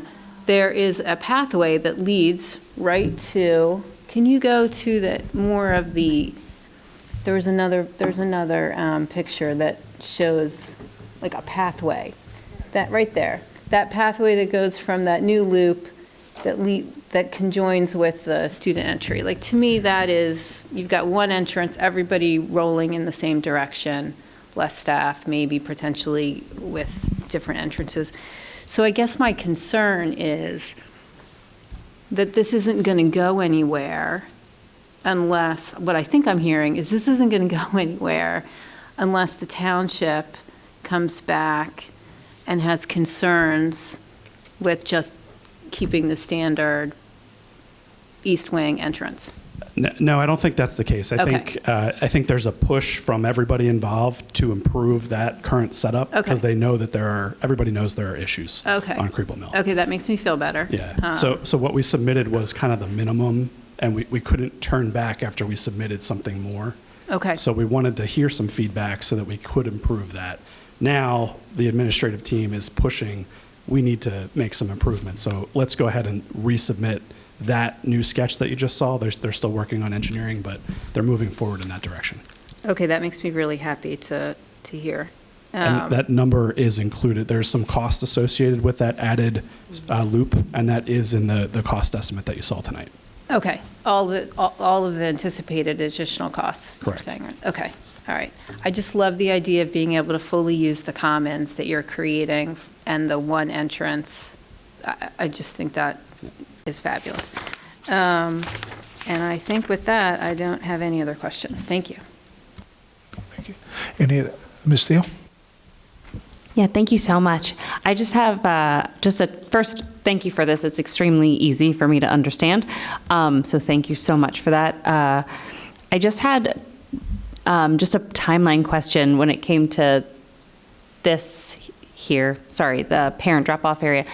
Because I think the last time that we spoke or we met, like, you were waiting for the traffic study. Was part of that because were you submitting it and then the traffic study was coming back to process? Does that make sense? Like, I was just asking point of. The traffic study, all the counts have been done, and they're still pulling the report together based on which direction we end up going with as a final layout. So now that we have that, we're going to submit the report, and the township will react. But we were hoping that they would react to what was submitted previously. Great. Thank you. Thanks for clarifying that. And I was going to thank Ms. Cleary for pointing out the walkway, because that's great. So thanks. Thank you. Any other questions or comments to my left? Ms. Perdue? I was just curious, when we think about, and I know the double entry points have come up, I think it would be good to get, I believe the administration at the high school is part of the process and they were okay with the double entry points. I think it would be good if it seemed like there's a favor towards having just one entry point. It would be good to get an idea, just because I know as someone that comes in and is on this campus in the morning, the opportunity to now have students coming in through the two entry points have really helped alleviate some of the traffic from backing up, right? Because we are using a full drop-off and dropping off and getting, instead of waiting to get closer to the door for students to exit. I think most parents are dropping off once we're in the drop-off loop and then making our way out. So I do think it helps, but considering this is new, it would be good to gauge for if a decision was made to keep the entry point just one, how does that impact that movie? I don't know if that's something that we can gauge from a schematic or like an assessment to see, but I think it will be good to have an idea of if we do end up limiting to just one entry point, what's that impact? It has been a good discussion with a lot of the high school administration groups so far. There's even been discussion of if those two entrances are drop-off entries, then maybe the pickup is only at the one entrance exit point. But that's logistical that I think the administration needs to work through. But the good news is the plan is set up so you could do it either way. Thank you. Any other questions to my left? Seeing none to my right. Ms. Graff? Yeah, I think, I know we had a lot of talk about this one entrance, two entrance question in the property committee. And, I want to echo Ms. Cleary's comments. I think one of the things, if you go back to the original list of prioritization, one of them was security. And I think that we all have acknowledged that the security is much easier for us if we have one main entrance and all students enter through that point. I also think part of the objective here was to allow our students to have an area where they would congregate in the morning, and so they could not have access to the whole building, and we would have some restriction to the educational spaces. So we didn't have to have teachers and administrative staff stationed throughout the building. The only way we can do that is to go to the one entrance approach. And so from a security perspective, from a building staff perspective, one entrance really does make a better solution for us. And I think we have to sort of just keep looking at it from the lens of what are the priorities. And I think your revised approach does give us that option. It increases the queuing off of the streets, so it gives us more space for cars to be on campus. It would, again, to the comment that Ms. Perdue made, it does give us access to have student drop-off in a separate location for buses and parking, but it does also force them into the same entrance space. So while I'm not sure this is the perfect solution, I think it is a good one, and I think that we can continue to explore options, but I do think the more we can sort of push for one entry, the better the solution will be in the long run for the district and for our staff in the mornings and our kids to be able to have this sort of programming where they come into this space and you can have meetings and everybody's entering in one space and everybody gets to have this beautiful entrance that we've now built. So thank you for the work in making the improvements. Thank you. Any other questions or comments? Seeing none. Thank you, gentlemen. Appreciate it. That ends the presentation for Methacton High School renovation this evening. Next, we have a handout in your packet for an early retirement incentive program. This month at the Finance Committee meeting, we briefly touched on an early retirement incentive program for professional staff. This evening, we're asking Dr. Regina to provide some detail of that with the intent of providing the memorandum of understanding or of agreement with the association on the early retirement to be provided to the board at the earliest possible time prior to the voting meeting, if you so choose to vote on this next week. With that said, Dr. Regina. Thank you, Dr. Zerbe. Give it a second for the slides to pop up on the screen. Okay. I'm going to just talk a little bit about next week. We have some additional presentations. I do have the Methacton High School renovation Schrader Group on there in case there's any final questions before we move into design development. There's no particular planned update scheduled for that. And certainly we also have the 24-25 student performance report. Dr. Regina will be presenting that. That was presented at the Education Committee this month. And we have the presentation on the screen, so I will stop filling time and turn it over to Dr. Regina. Thanks, Dr. Zerbe. Appreciate it. Good evening, everyone. Really, relative to our discussions around really where we are in the budget season and things that we're doing and decisions we're making as a district, one of those conversations really revolves around any creative solution that we can talk about in order to address some of those budget concerns. As we talk about early retirement incentives, though, it actually addresses a couple things. And so before I get into it too deep, what is an early retirement incentive? And so the early retirement incentive is a voluntary program. that offers employees the opportunity to do that, retire early. The strategic tool helps districts manage workflow transitions and budget challenges. And so why do we consider this now? Really, there's three major factors. One of them is, just as I said, to address the budget shortfall. The second one is to prevent potential future furloughs. And so that's a conversation that we can certainly have at a later time, but a furlough essentially, in school terms, is laying off employees. And the last one is managing the anticipated large retirement wave proactively. And so let's talk a little bit about that wave. There's two groups that we talk about mainly when it comes to retirement. There is a group we call the superannuated group, which is the group that can retire with certain stipulations where they receive no penalty in their pension, basically retirement ready. Then there's a group called the special early retirement group. And that group is the 55 years of age, 25 years of service, and they take a minimal penalty when they retire, about 0.25% per month until they would reach the eligibility age that they're looking for. Right now, we have 52 employees that fall within the special early retirement wave. Okay. Over the next 5 years, or the end of our collective bargaining agreement, we'll end up with 92 employees that'll be eligible for retirement. One of our concerns is that third year, so we have the new contract. Many of our staff members may be looking to, if you know about our pension system, it's a 3-year average. And so they may be looking for a new year three-year average, and we're anticipating that 3-year mark to get potentially a large number of people all retiring at once. And so this also allows us to spread out the retirement wave and be able to control that flow a little bit better. So when we look at employee cost comparisons, how does this affect us from a budget standpoint? And so just some quick math that I want to go over with the group. The first one is, what is the cost associated with a retiring employee? And so on average, when an employee retires here from the district, they end up at the top of our scale. Step 16, which is now step 15 in the new contract, we've fixed that. We used to start at step 2 into step 16. It's a long story. I won't get into it. But we now go from 1 to 15. And plus 30 is 30 credits. And so besides the doctoral degree, this is where most of our individuals retire at. And they typically retire at the employee spouse benefit level.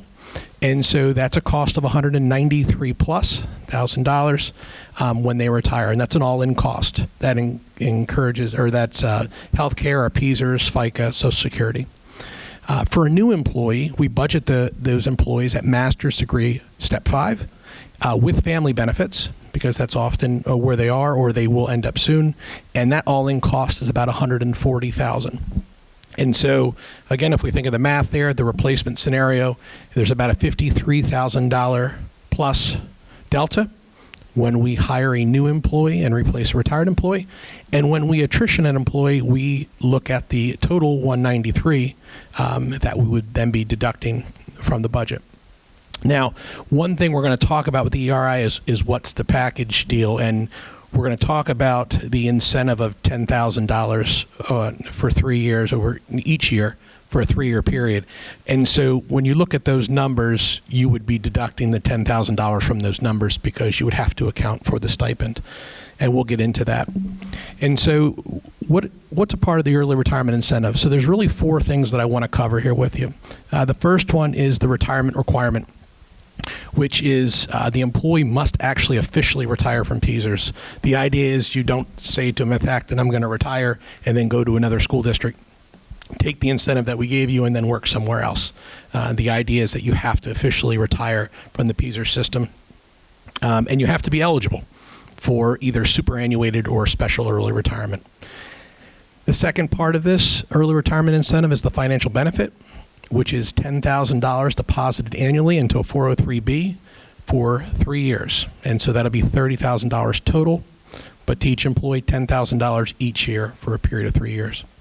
We will have a participation threshold of 20 individuals. And so right now we have already had 5 retirements, so we would need an additional 15. And we'll talk a little bit here at the end of this slide on the calculations that come after this slide. And then the participation cap, we will be capping this at 30 individuals, first come, first serve. and the board would have the right to reevaluate the number upon receiving anything beyond 30 to see if that would be included in the early retirement incentive. It wouldn't mean a person couldn't retire. It just means that they would not receive the incentive unless the board chose to extend the cap. And then we could naturally talk about that if that were to happen.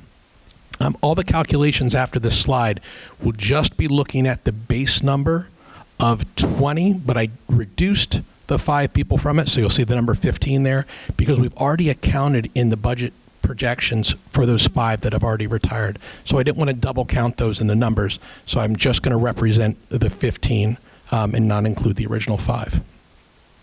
So again, if we look at just a real simplified equation of this, the minimum 3-year financial impact for 15 employees, if we replace every single person, again, this is the minimal financial impact, the first year would be $650,000 and some change.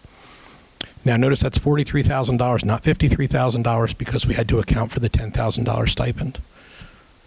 We do have to carry that liability for the next 2 years, and so that would be $150,000 and $150,000 for a net savings of $350,000.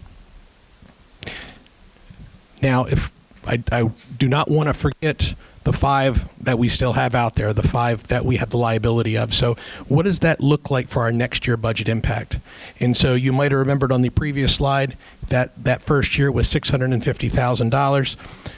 With the 5 people that we have now, again, replacing all positions, that would then be $600,000 for next year's budget impact. The attrition potential, so for each attrition that we do, it's $140,000 in savings. Again, why is it not 193? It's because you already accounted for that 43 in the budget right now. But you think about that, it's the cost of hiring a new employee. The timeline for this. So tonight, February 17th, we're presenting on the concept of the early retirement incentive.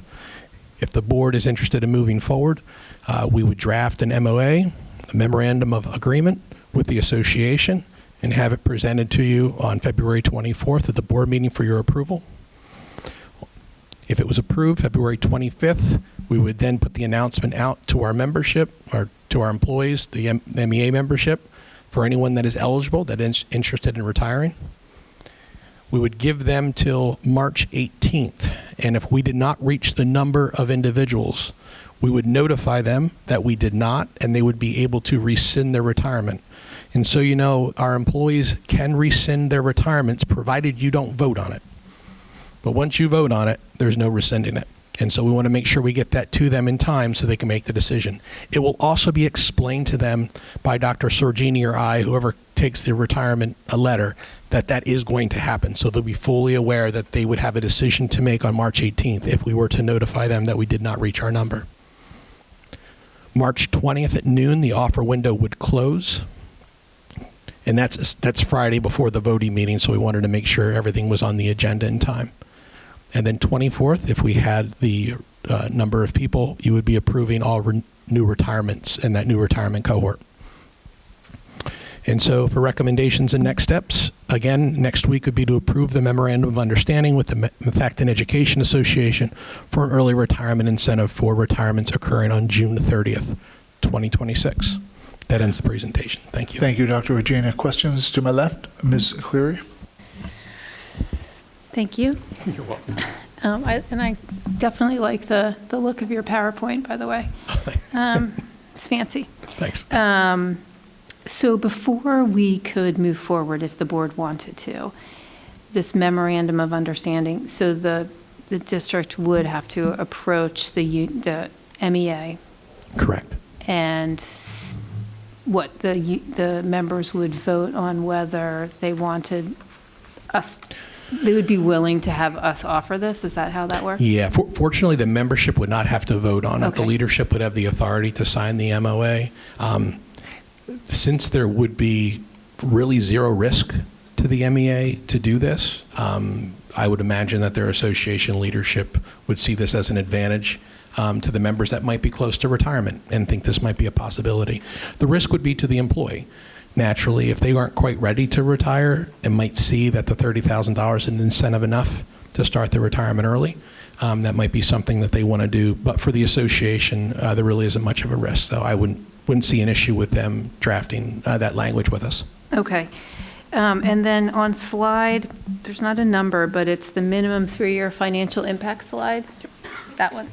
So the 26-27 number of 650,000, did you say that that is if we replaced all 15 employees? Correct. Okay. And and if we didn't replace, if we only had to Sure. Could you talk about that a little bit? Yeah, absolutely. And so for every individual we don't replace, you basically would add about $140,000 to your reductions. And so as you start to mess with some of the mathematics behind it, it would get you to approximately like 3 or 4, 4 specifically to get yourself close to about $1 million in savings. So if you're thinking about what's the attrition number you're looking for, it really becomes the target number from a budget perspective.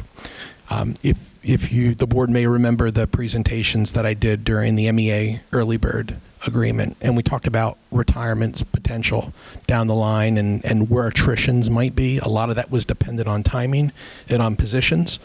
And so naturally, the attrition is based a lot of times on the position and the certification of the person that left.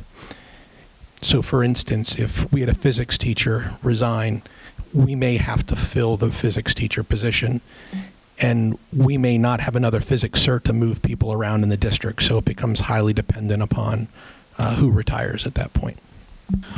But do we have data then that would tell you, as you look about whether you can attrition a position or not and have to replace it, I'm assuming that the district has data on how many kids are taking certain classes and what's full and what's not to determine whether you may have had a teacher there, but perhaps you don't need a teacher going forward because of class sizes or what have you. Absolutely, yes. Great question. Okay, thank you. You're welcome. Other questions for the early retirement incentive to my left? Ms. Perdue? Can you please explain the rationale with the 15 participating employees? I just feel like it's not clear to me, just because when we're thinking about the minimum participation, we're using 20, and I know we have 5. So can you just explain that again? I just want to make sure. Why did I use the number 15? Great question. 20 becomes the minimum number. So as you increase the number of potential individuals retiring, you can increase the savings or reductions that you might be able to assume. And so I didn't want to over forecast what reductions would be, so I wanted to keep it minimum. But by counting the 5 people that have already retired, we have already embedded that into some of the budget forecasting that we have already shared with the board. So if I project the reductions here on this slide, I'm counting them twice, which would then give the illusion as if there's more savings than really we're going to assume. So I pulled them completely out of the calculation, but I did add their liability, because right now we are not paying a stipend to those individuals, and we would have to if we offered this to anyone that retired this year. And so I didn't want to use the benefit of those employees, but we had to assume their liability. Hope that is clear. Yeah, can you also explain the participation threshold, just so it's clear? Sure. So I didn't want to go over 30 right now, quite frankly, because depending on how many people we attrition or replace, it could be very challenging for us. That wave that I'm talking about, I don't want to artificially create that wave right now. And so if I do that and you end up with 50 or 60 people, poor Dr. Sorgini is going to have to hire a whole lot of people this summer that he was not anticipating. And, his oxygen tank may be running low already, so I don't want to do that to him this summer and then panic. But it becomes challenging. As you can imagine, a lot of the positions that we have there on the list, there are some tough to find positions. We have some world language positions. We have chemistry positions. We have a number of science positions. And so we recognize those, and to find them all at one time can be a challenge. So if there's a way to spread some of that out and limit that, I wanted to put the 30 cap on there just to ensure that we didn't get ourselves in the hot water, creating that on our own. So I understand the cap is the threshold for the 20 that we say must commit to activate the incentive for the entire retirement cohort. Yeah, there comes a cost. There's a bit of a threshold where it doesn't really make a lot of sense financially to do this, and 20 is approximately where that number is. You'll get minimal savings at a lower number, but not enough for the effort that you're going to put into it. And so 20 is about the time where your numbers start to make a little sense. So we need to have 20 employees That's correct. total, including the Yep. 5 that's already committed. And if we don't reach that threshold, Yep, if we don't reach the threshold, then we'll notify the employees that have retired that they are willing to rescind their resignation if they want. Some may not. Some may decide that they want to stay retired, and that's okay, but they just would not receive the incentive, and we would notify them of that. okay, I just wanted to make sure that part was clear. Can I just ask, just because your timeline, so based on the schedule or implementation timeline here, you're looking for the board to vote to approve the plan and the memorandum of agreement, is that correct? Yeah, the MOA, the memorandum of agreement will essentially be the plan.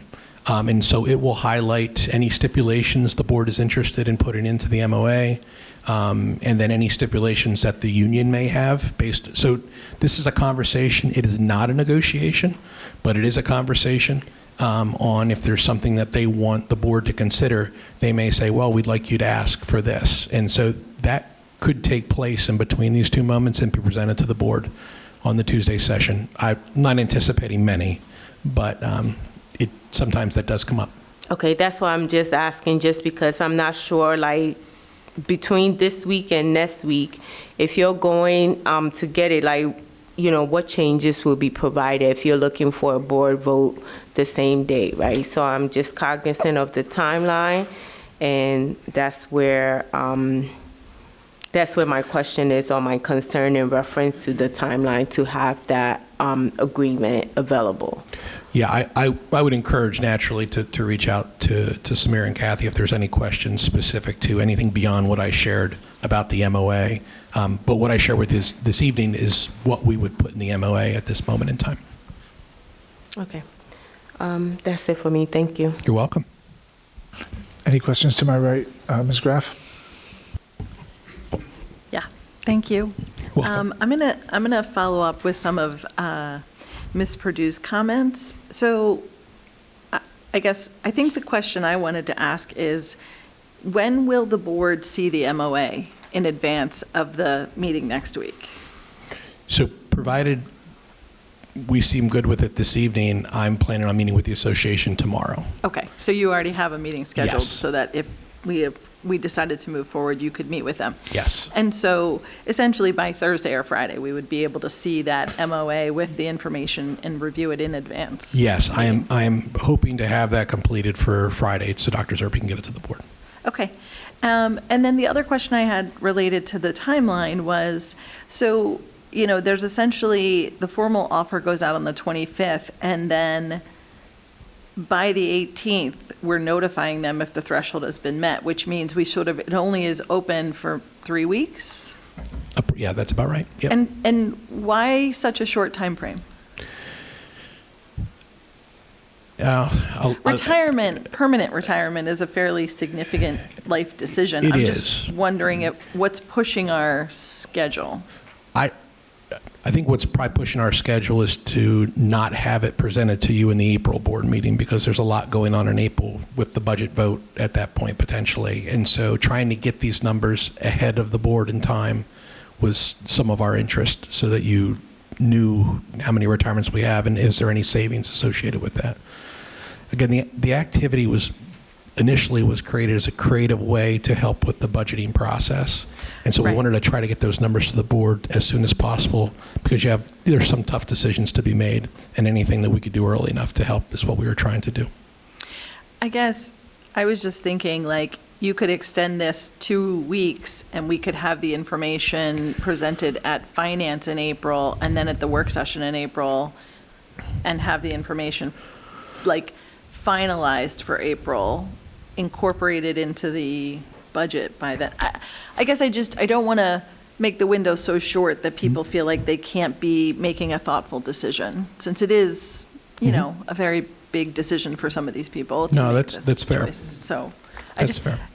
I'm gonna question it and let you guys think about it. No, you make a good point. I think that there are a lot of decisions on this budget that need to be determined. And I think the sooner we would know where we sat with this, it would help us with the decisions of what remains. Right. But if you don't get this, those decisions are also. Right, like if so it's too short of there's a balance, time that we yeah. don't get 20 people, and then we decide we can't do it, if we could have waited 2 more weeks, maybe we would have gotten 20 people. Like, I don't know, I guess I just see it both ways, so.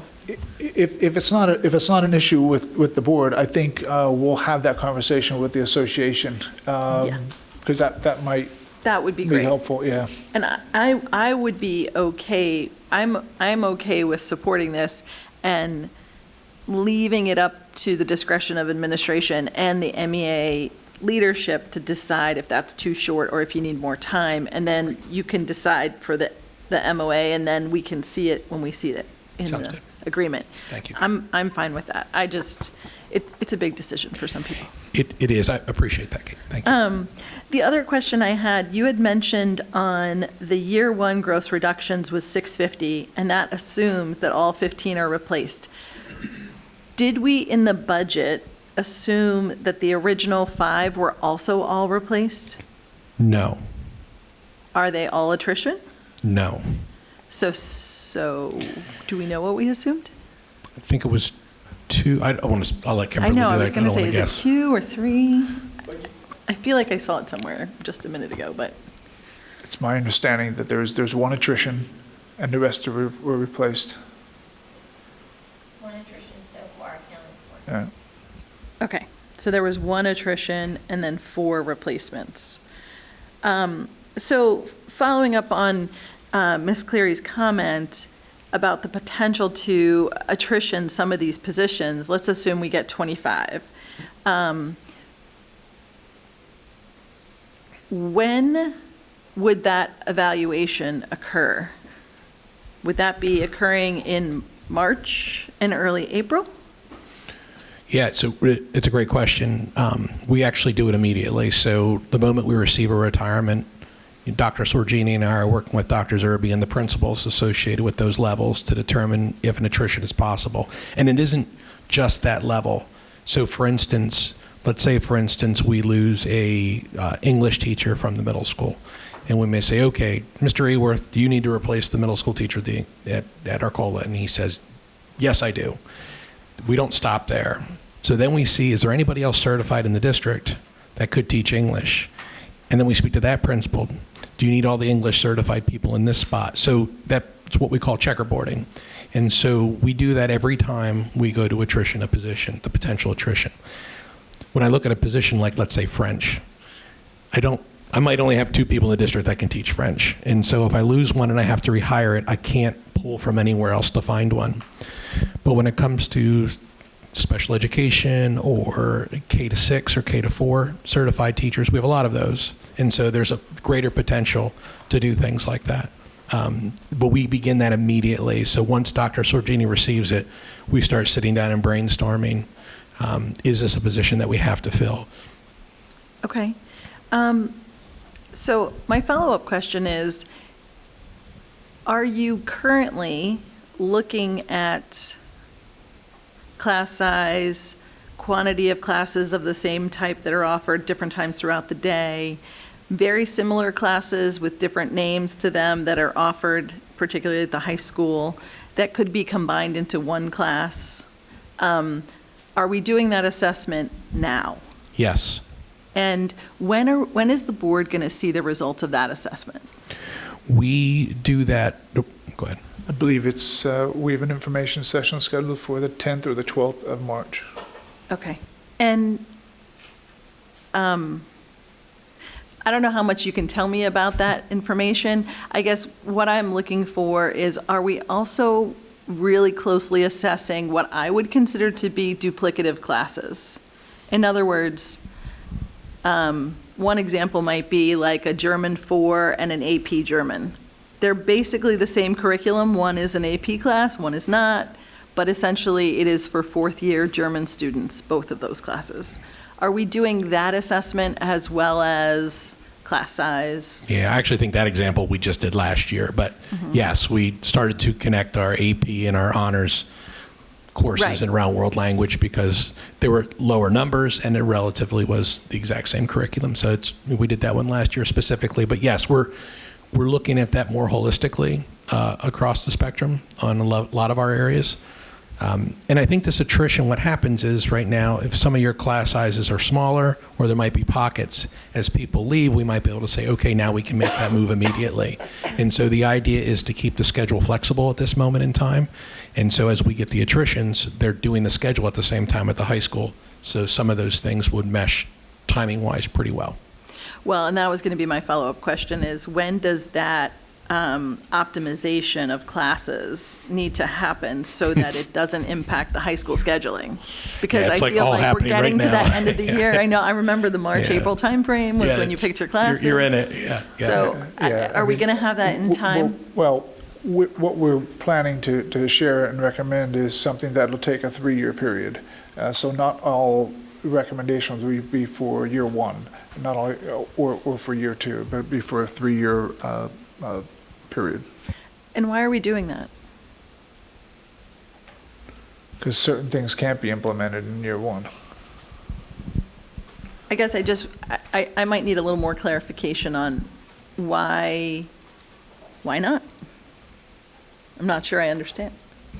And we plan to share that with you on the Okay. 10th and the 12th. Just, I think it's something, I know we've talked about it last year, and I think this is like, now we're a year in, and I feel like now we have a little bit more information.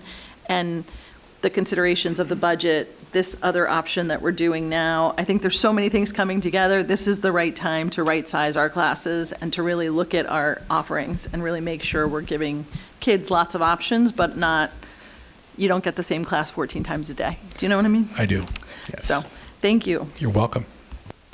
Any other questions? Mr. Winters? Yeah, thank you, Dr. Regina. I just want to, at the very least, acknowledge the knowledge drain that we may be facing over the next 5 or 7 years. There's some very good teachers, at 90-some, that you're saying are going to be eligible on top of the superannuated. So then on that slide, you were only showing the special retirement people. Is that correct?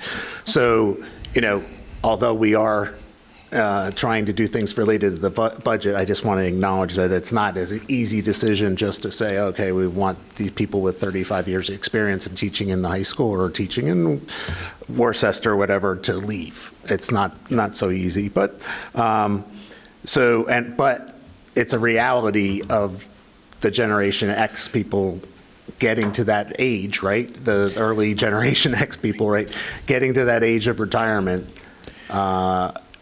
in their late 50s. And when we were hiring these guys 30 years ago, this is what we're facing and everybody's facing because of there's going to be a shortage. Yeah, so to your point, Mr. Winters, that's a great point. That wave that we're talking about, so the superannuated group, again, is the one with no penalty. 3 years into this contract, 44 of them are eligible to retire. That's when we're predicting it's going to hit.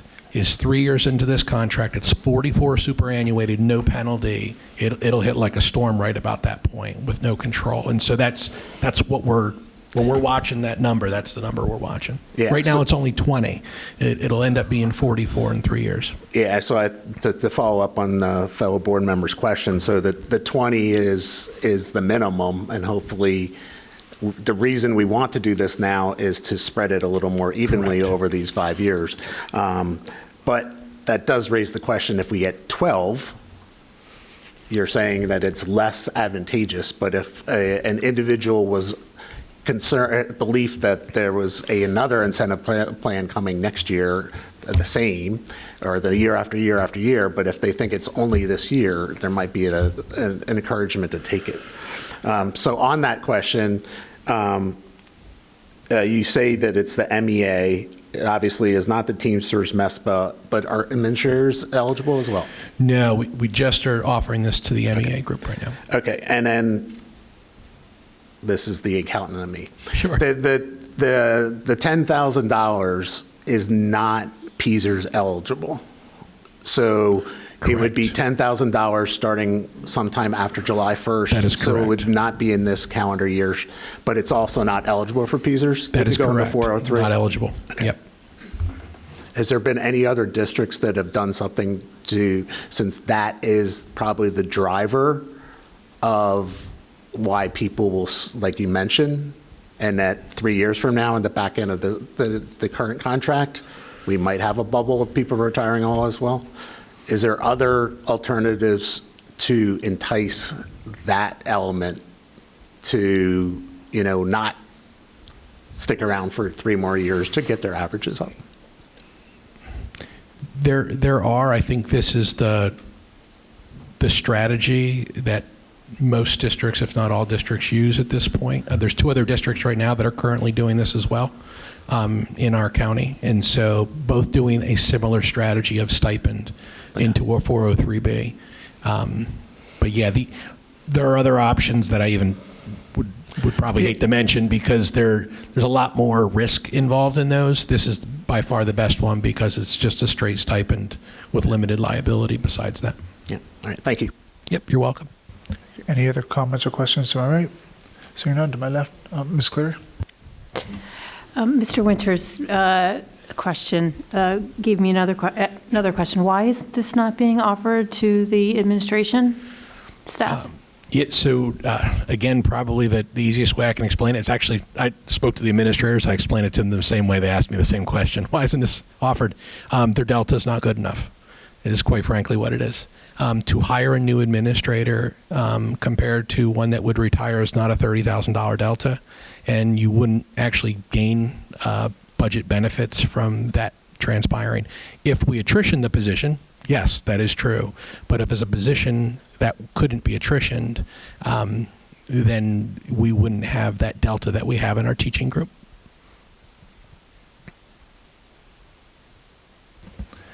Any other question or comment? Ms. Alston? Just for the benefit maybe of people who are newer on the board, we did this before years ago. Can you just refresh like the kind of success, what kind of savings we realized, how that worked out?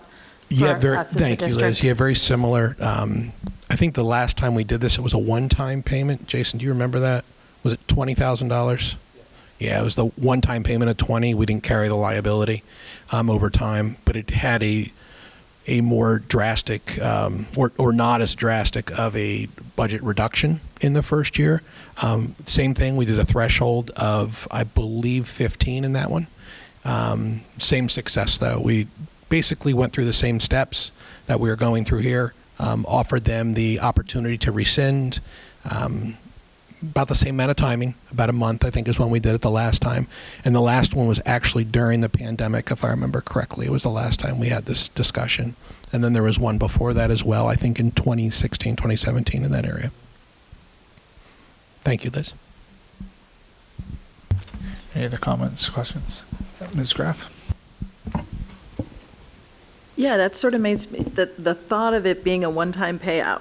Would we consider like a $25,000 one-time payout? So you get less, but you get it right now.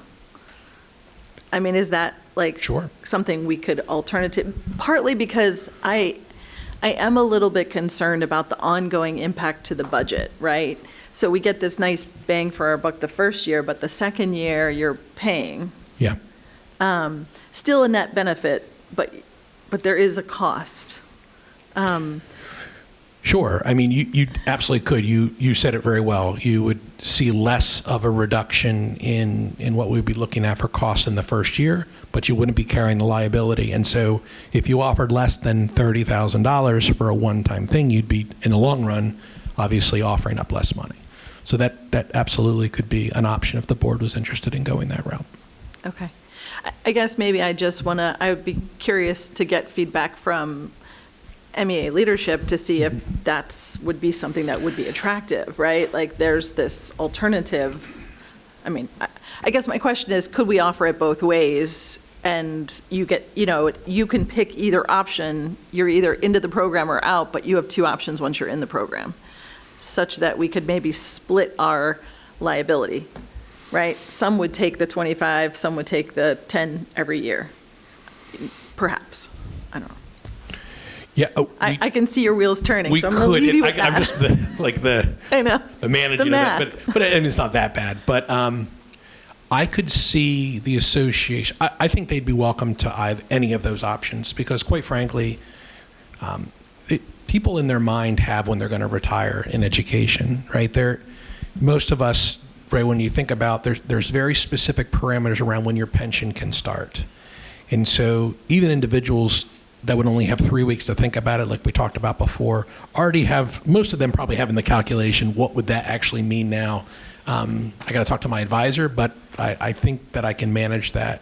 And so, I don't see the association really pushing back on much. They might have some stipulations they want to ask about, but I think no matter what option you offered, they would be open to it. I could see them asking, though, for just one instead of, because I think for them, It's cleaner. it's cleaner. Yeah, it really is. So I could see them ask for one. But I think at the end of the day, if we pushed hard enough, I don't know that they would argue any of those points. Okay.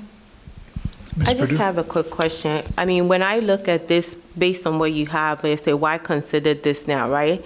And it's address current budget shortfall. So then I go back to the point, if you do a lump sum, do that address the current budget shortfall, right? Because I am aware of that there could be multiple options. I think there's a bigger issue at stake that we're trying to address also with this. So I will ask you the question when it comes down to, the other options. Based on that, what would be the best option to address the current, like if that's one of the goals here? Yeah, so the one we offered tonight as an option would address the next year's budget the best.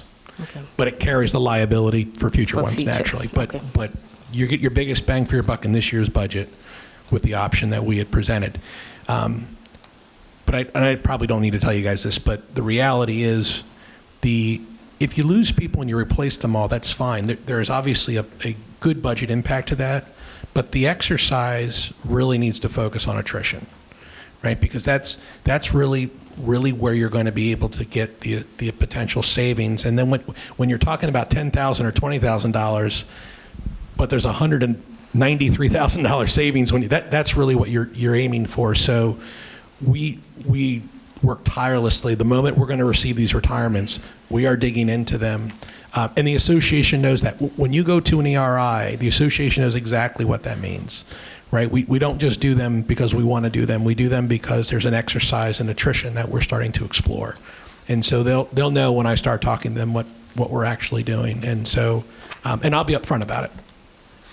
Okay. And then and I could just ask, if there's, because we will have the staffing update that's planned, it may be good to just for the board to share, like, if there's anything that they're looking for, right? Because I know Ms. Graff provided some insight. It will be good to know so we can make sure we are best prepared to have that conversation and to support if there's any right sizing opportunities there. Thank you. You're welcome. Any other questions on the ELIP? Seeing none, thank you, Dr. Regina. You're welcome. And that ends the presentations for this evening. Again, I already went over the February 24th presentations. We have the committee reports.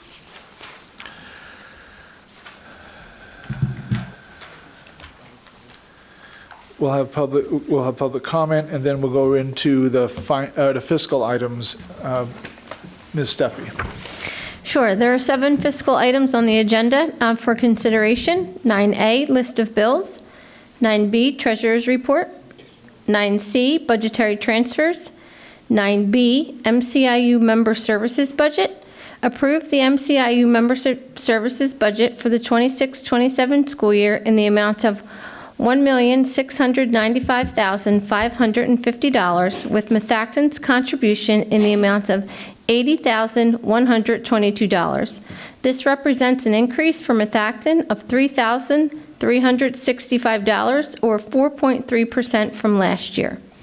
9E, Resolution 26-01.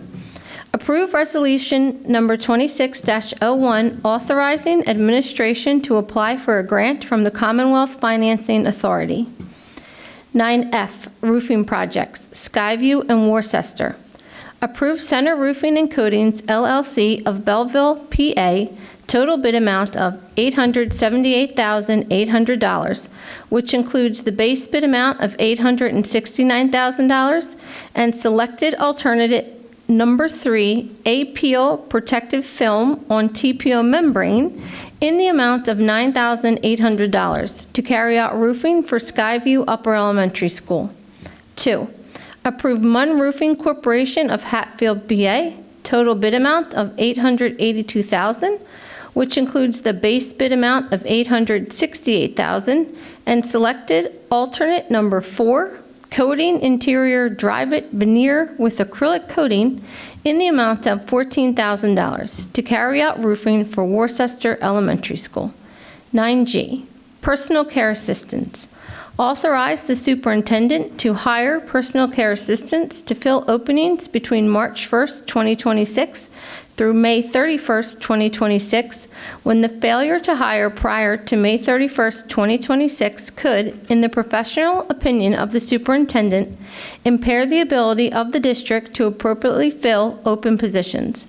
All positions will be posted on the board agenda for ratification at the earliest voting meeting of the board. That concludes the fiscal items. Thank you, Ms. Steffi. Any questions to my right for any of the matters listed? Ms. Graff? Just a clarification on 9G. Do we not currently extend offers to our PCAs in advance of approval?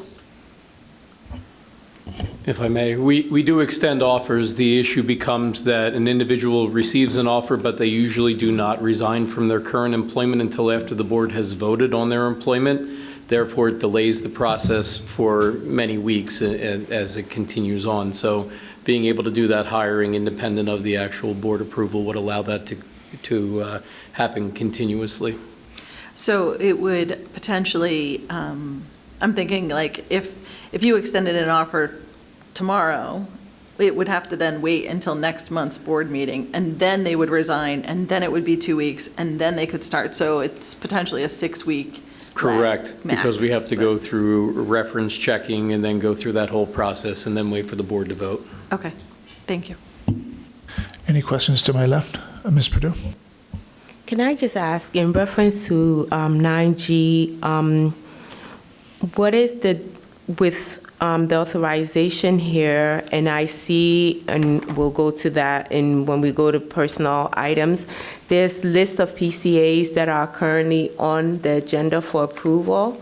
So how many more, when we thinking about what we have here in 9G, how many more PCAs are we thinking will be part of this authorization that we're giving for 9G? We're working with the Pupil Services Department to titrate back some of the third-party contracts. It could be upwards of another 8 to 10.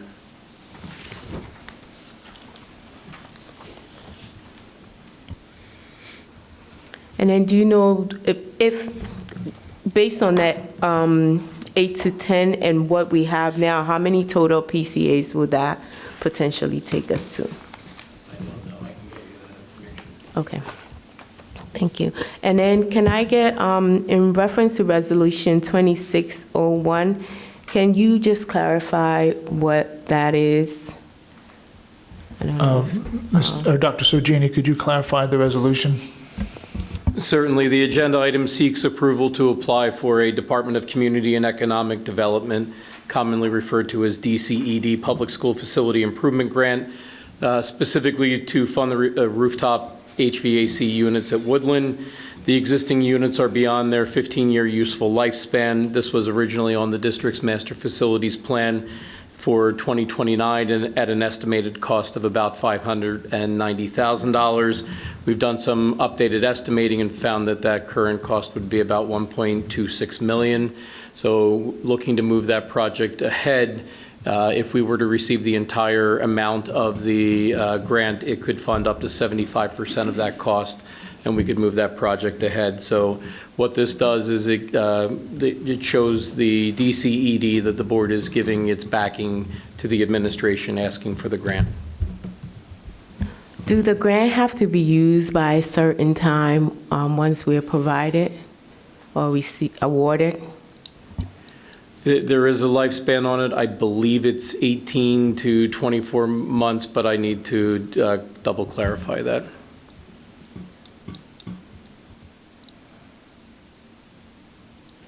It also doesn't obligate us to take the money. I mean, I'm not turning down any money. I'm just wondering if there's a time that we have to use it by, just because I think you said we are moving this work up, right? If you recall, when Mr. Kenwood and I had presented the master facilities plan, we said that there would be push and pull in the project. So if we were to move this one up, we would look to conceivably move something back in the process as well. Okay, I just wanted to check, if you can just check and know if there's a lifespan on it and just how long, if we are awarded it, how long before we need to use it by. Thank you. Any other questions? Ms. Alston? Just a suggestion on the wording of 9G, just to make it a little more clear, to take or leave as you wish, to say when the failure to hire prior, instead of saying prior to May 31st, you might want to say prior to the next board voting meeting, just so it's clear why, just a suggestion on clarity for that.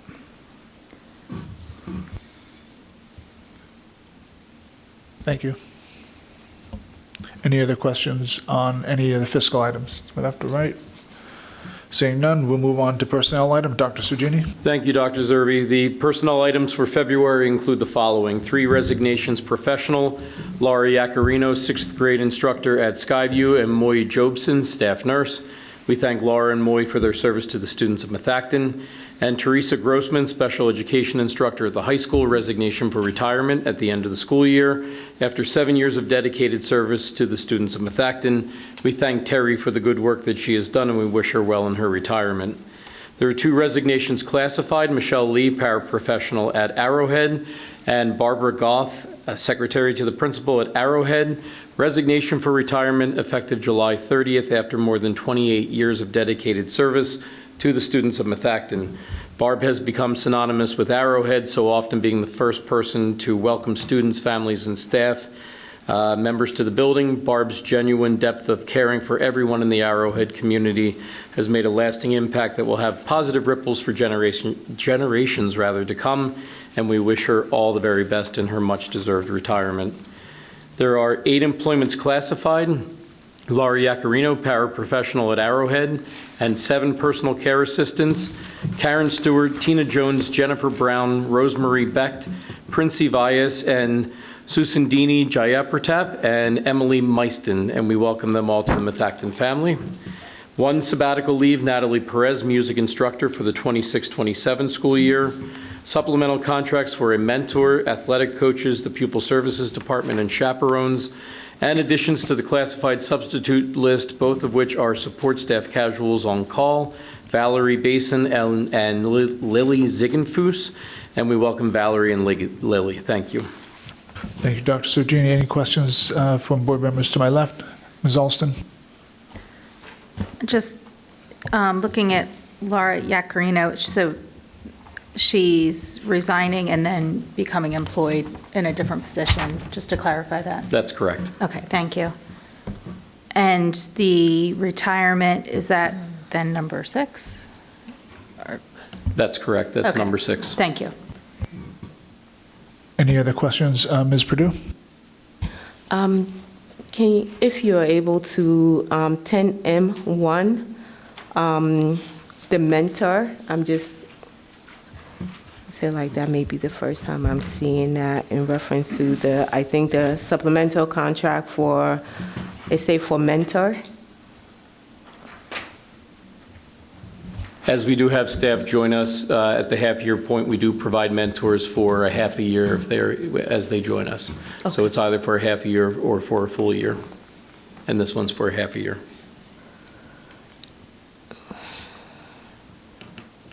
Okay. And I guess it's just because it's saying 2025, 2026 school year. That's right? correct. So just because. For the remainder of the school year. Okay. All right, thank you. Any other questions to my left? Seeing none to my right? Seeing none? Thank you, Dr. Thank you, Dr. Sergini. Next, we have, my button keeps going on and off. We have curriculum and programs, Dr. Regina. Thank you, Dr. Zerbe. Just one item this evening, and this is on actually as a standing item, and it will be voted on next month. And it's to approve the Methacton School District 339 plan. This will be provided for public inspection starting on 2/18. It'll be posted to the district website and a hard copy at the administration building. This was presented during the Ed Committee agenda and moving forward then for this board meeting again, and will be voted at the March board meeting ultimately. Thank you. Thank you, Dr. Regina. Any questions, comments from members to my left? Seeing none, to my right? Seeing none, thank you, Dr. Regina. Policy. Thank you, Dr. Zerbe. We do have 3 new items for first read, Principles for Governance and Leadership, just a few small changes to avoid some excess wording in specific subsections, but it's a good read. 903 and 907 are the other 2 items. For policy, again, some edits, some deletions in both of those policies as well. And for second read, what's going to be voted on next week is 718.1 therapy dogs and 830.1 data governance, storage, and security. Thank you. Thank you. Questions on policy to my right? Seeing none, to my left? Ms. Alston?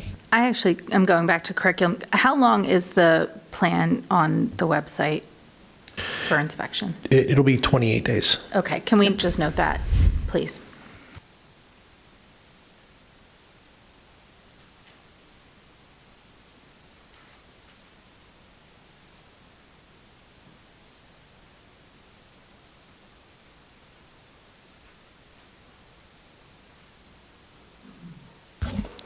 Any other comments on policy? Seeing none, we move on to other. Gifts and donations. We approved a generous gift for Skyview Upper Elementary School for music students from Tara Thomas of 2 instruments, a clarinet and a flute, valued at $1,300, and approve a generous gift to Worcester Elementary School PBS program from Clayton Kohler in the amount of $25.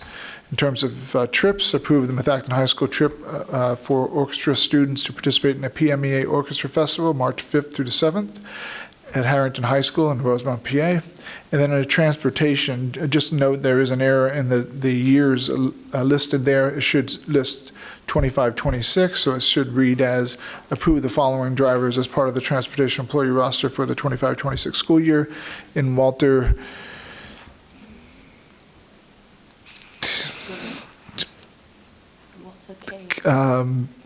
Kurzawenko. That's the best I can do. And then under 13D, we have the high school renovation.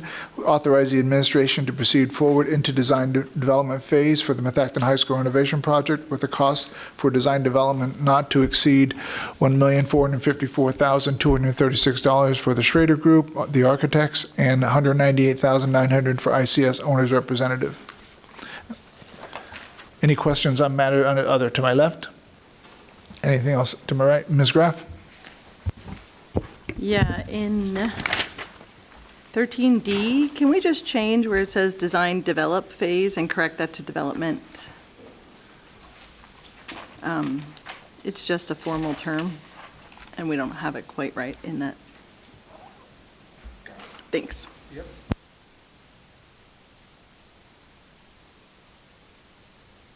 Any other comments on other?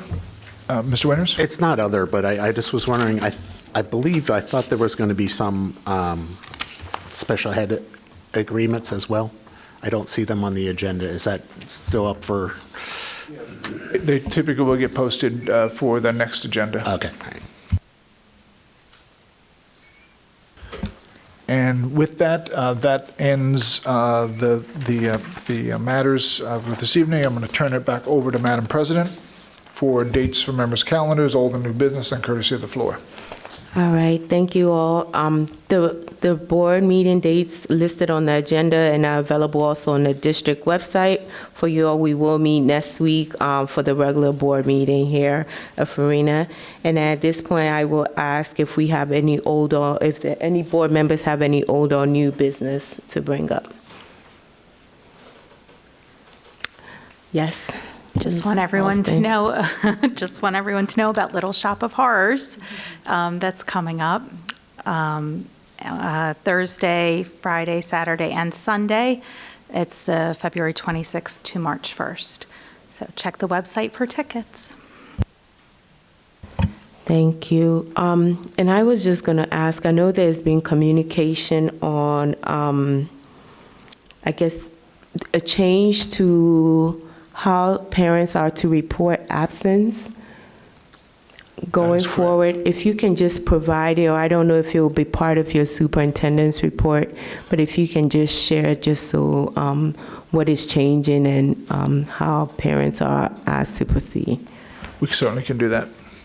The one thing I'd like to be able to do, if the board allows me the time, I want to talk about some events that occurred today.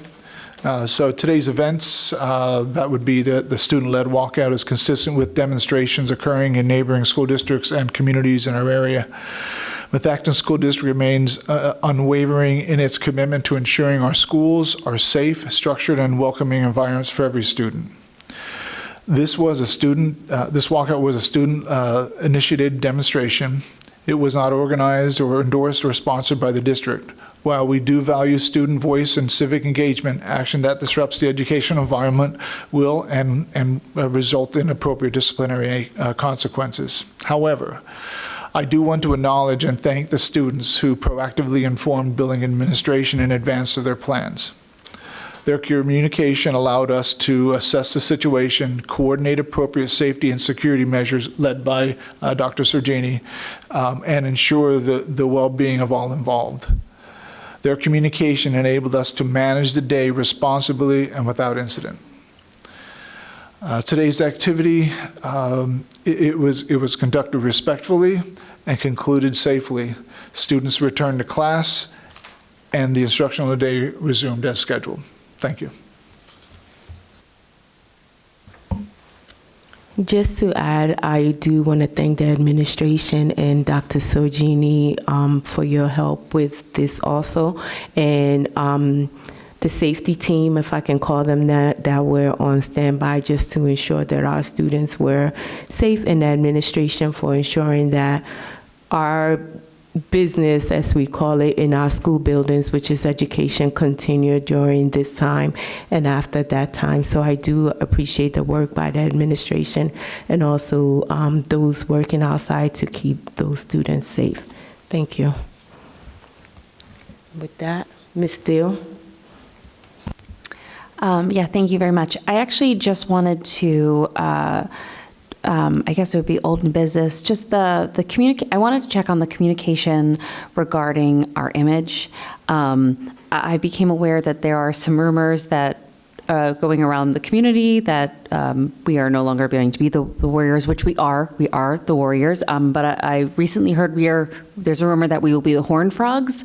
And this, while I hear it, and I know this was not discussed, and this is not up for voting, it is actually being taken in, like, there are students who are believing it, as well as community members. So I was wondering what the communication around this might be. Thank you. And I'll give Dr. Zerbe a chance to answer, just because we talked about this. I know I've received some emails from students, and a petition. So we talked about ensuring that those community do have the right communication. I think there's probably a lot of speculation, and it's better for the administration to make sure that the community is informed on how we're going forward. So, Dr. Zerbe, maybe you can elaborate. Yeah, so it is true. We've had some emails from students, and I believe they started a petition to bring back a certain particular image. Dr. Euchre met with a group of those students today and heard many of those same rumors. I didn't hear that particular image, but there were things that were never discussed, and then there were certain things that were misguided in terms of their interpretation. But Dr. Euchre assured me that her work with them was well taken. But as we discussed, a larger communication to the community is needed to, put most of that clarification to bed. But we wanted to meet with the group of students that had this immediate concern. So we did that, and we're following up with a communication, hopefully by the end of this week. Thank you. Thank you. Now I'll just check. Yes, Ms. Graff? Yeah, I do want to just commend our students for the events today. I think it was incredibly mature of them to approach the administration in the high school to discuss their plans. And I think that, whether we agree with what they were protesting or not, I think that it's important that our students act in a manner that's respectful of the school day and the rest of the students in the building. And I am very pleased to know that our teachers were able to continue teaching during this event. And I think that's really a testament to the way that the administration handled this and the security team. So, Dr. Sorgini, I just want to give you, a little bit of praise, because it's really important that our students are safe. And I think this was a difficult situation, but we were able to address the situation and handle it in a normal school day with minimal disruption to our students, which is really the most important thing here. I mean, we're here to educate, and I think we've taught our students well when they're able to come to us with their concerns, and we're able to address them and talk to them like adults and handle it in an adult, mature manner and not disrupt the rest of the students in the classroom. So thank you.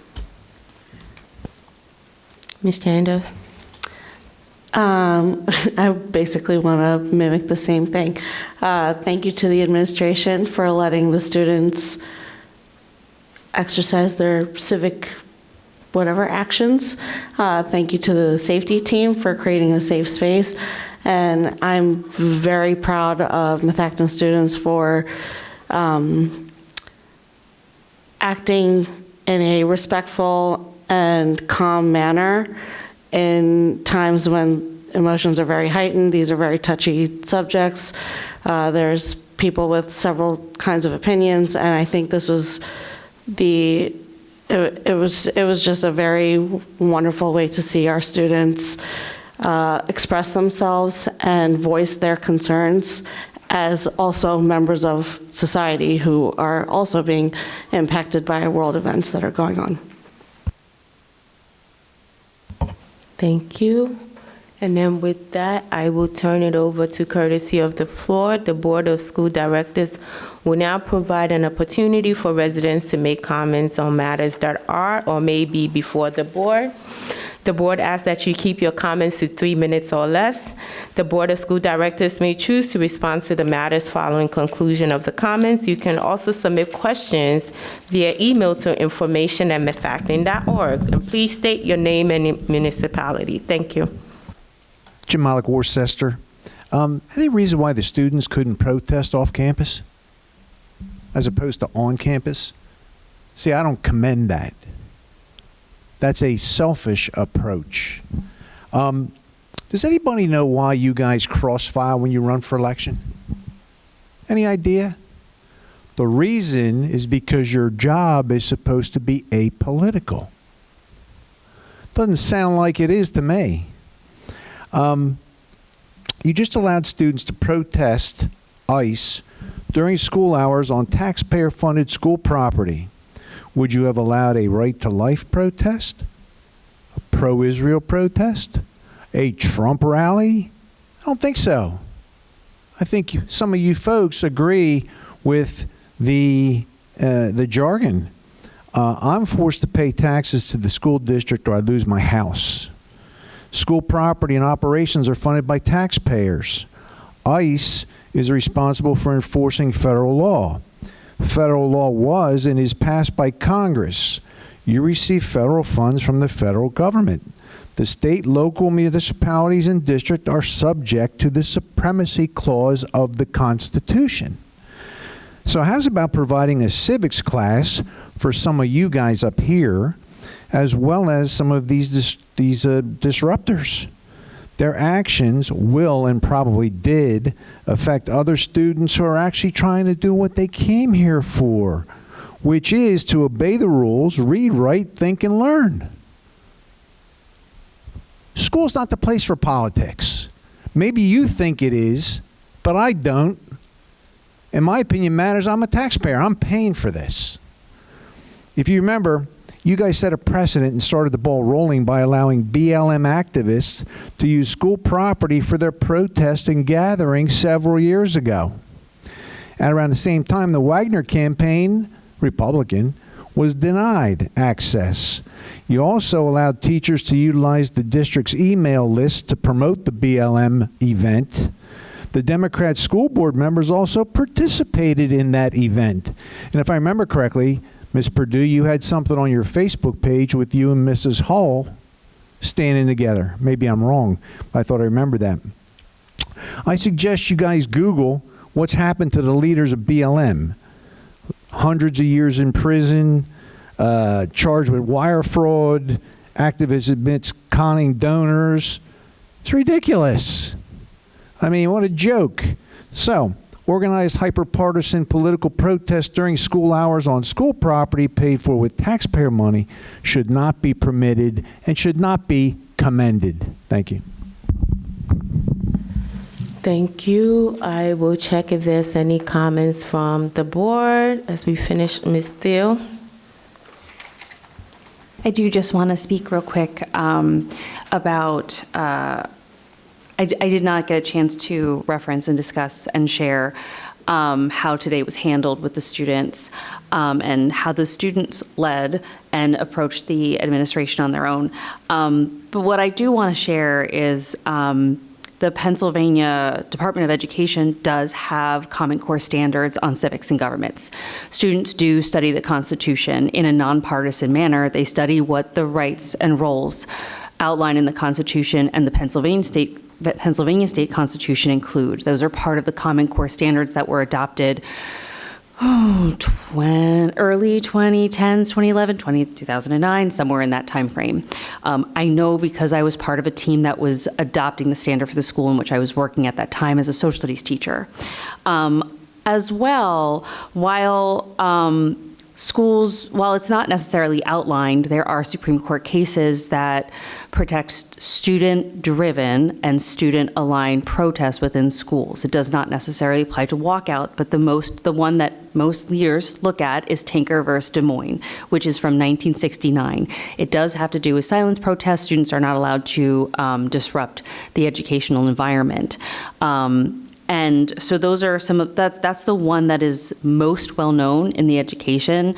And so what I see when we discuss tonight is I see two things. One, I see a group of students who came together who were concerned about something going on and were discussing it and approached the administration for a way to do it. And I appreciate that kind of leadership and that kind of approach. But I also, what we just discussed about the mascot, is students who started a petition and students who approached the administration with concerns and were able to bring misunderstandings and concerns about their mascot to the administration. I think students finding their voice and learning how to do it in a way that is respectful and within the school community and in areas where they learn about how to find your voice and how to advocate for what they think in. I just wanted to share some of that background and some of that information. about what they learn in social studies in a nonpartisan manner, but then students take that meaning and make with it what they do. And yeah, I just wanted to share that. Thank you. Thank you. And then with that, it looks like no further comments, so may I have a motion to adjourn the meeting? Ms. Graff, Ms. Clary, and the meeting is now adjourned at 9:46. Thank you all. Have a good evening.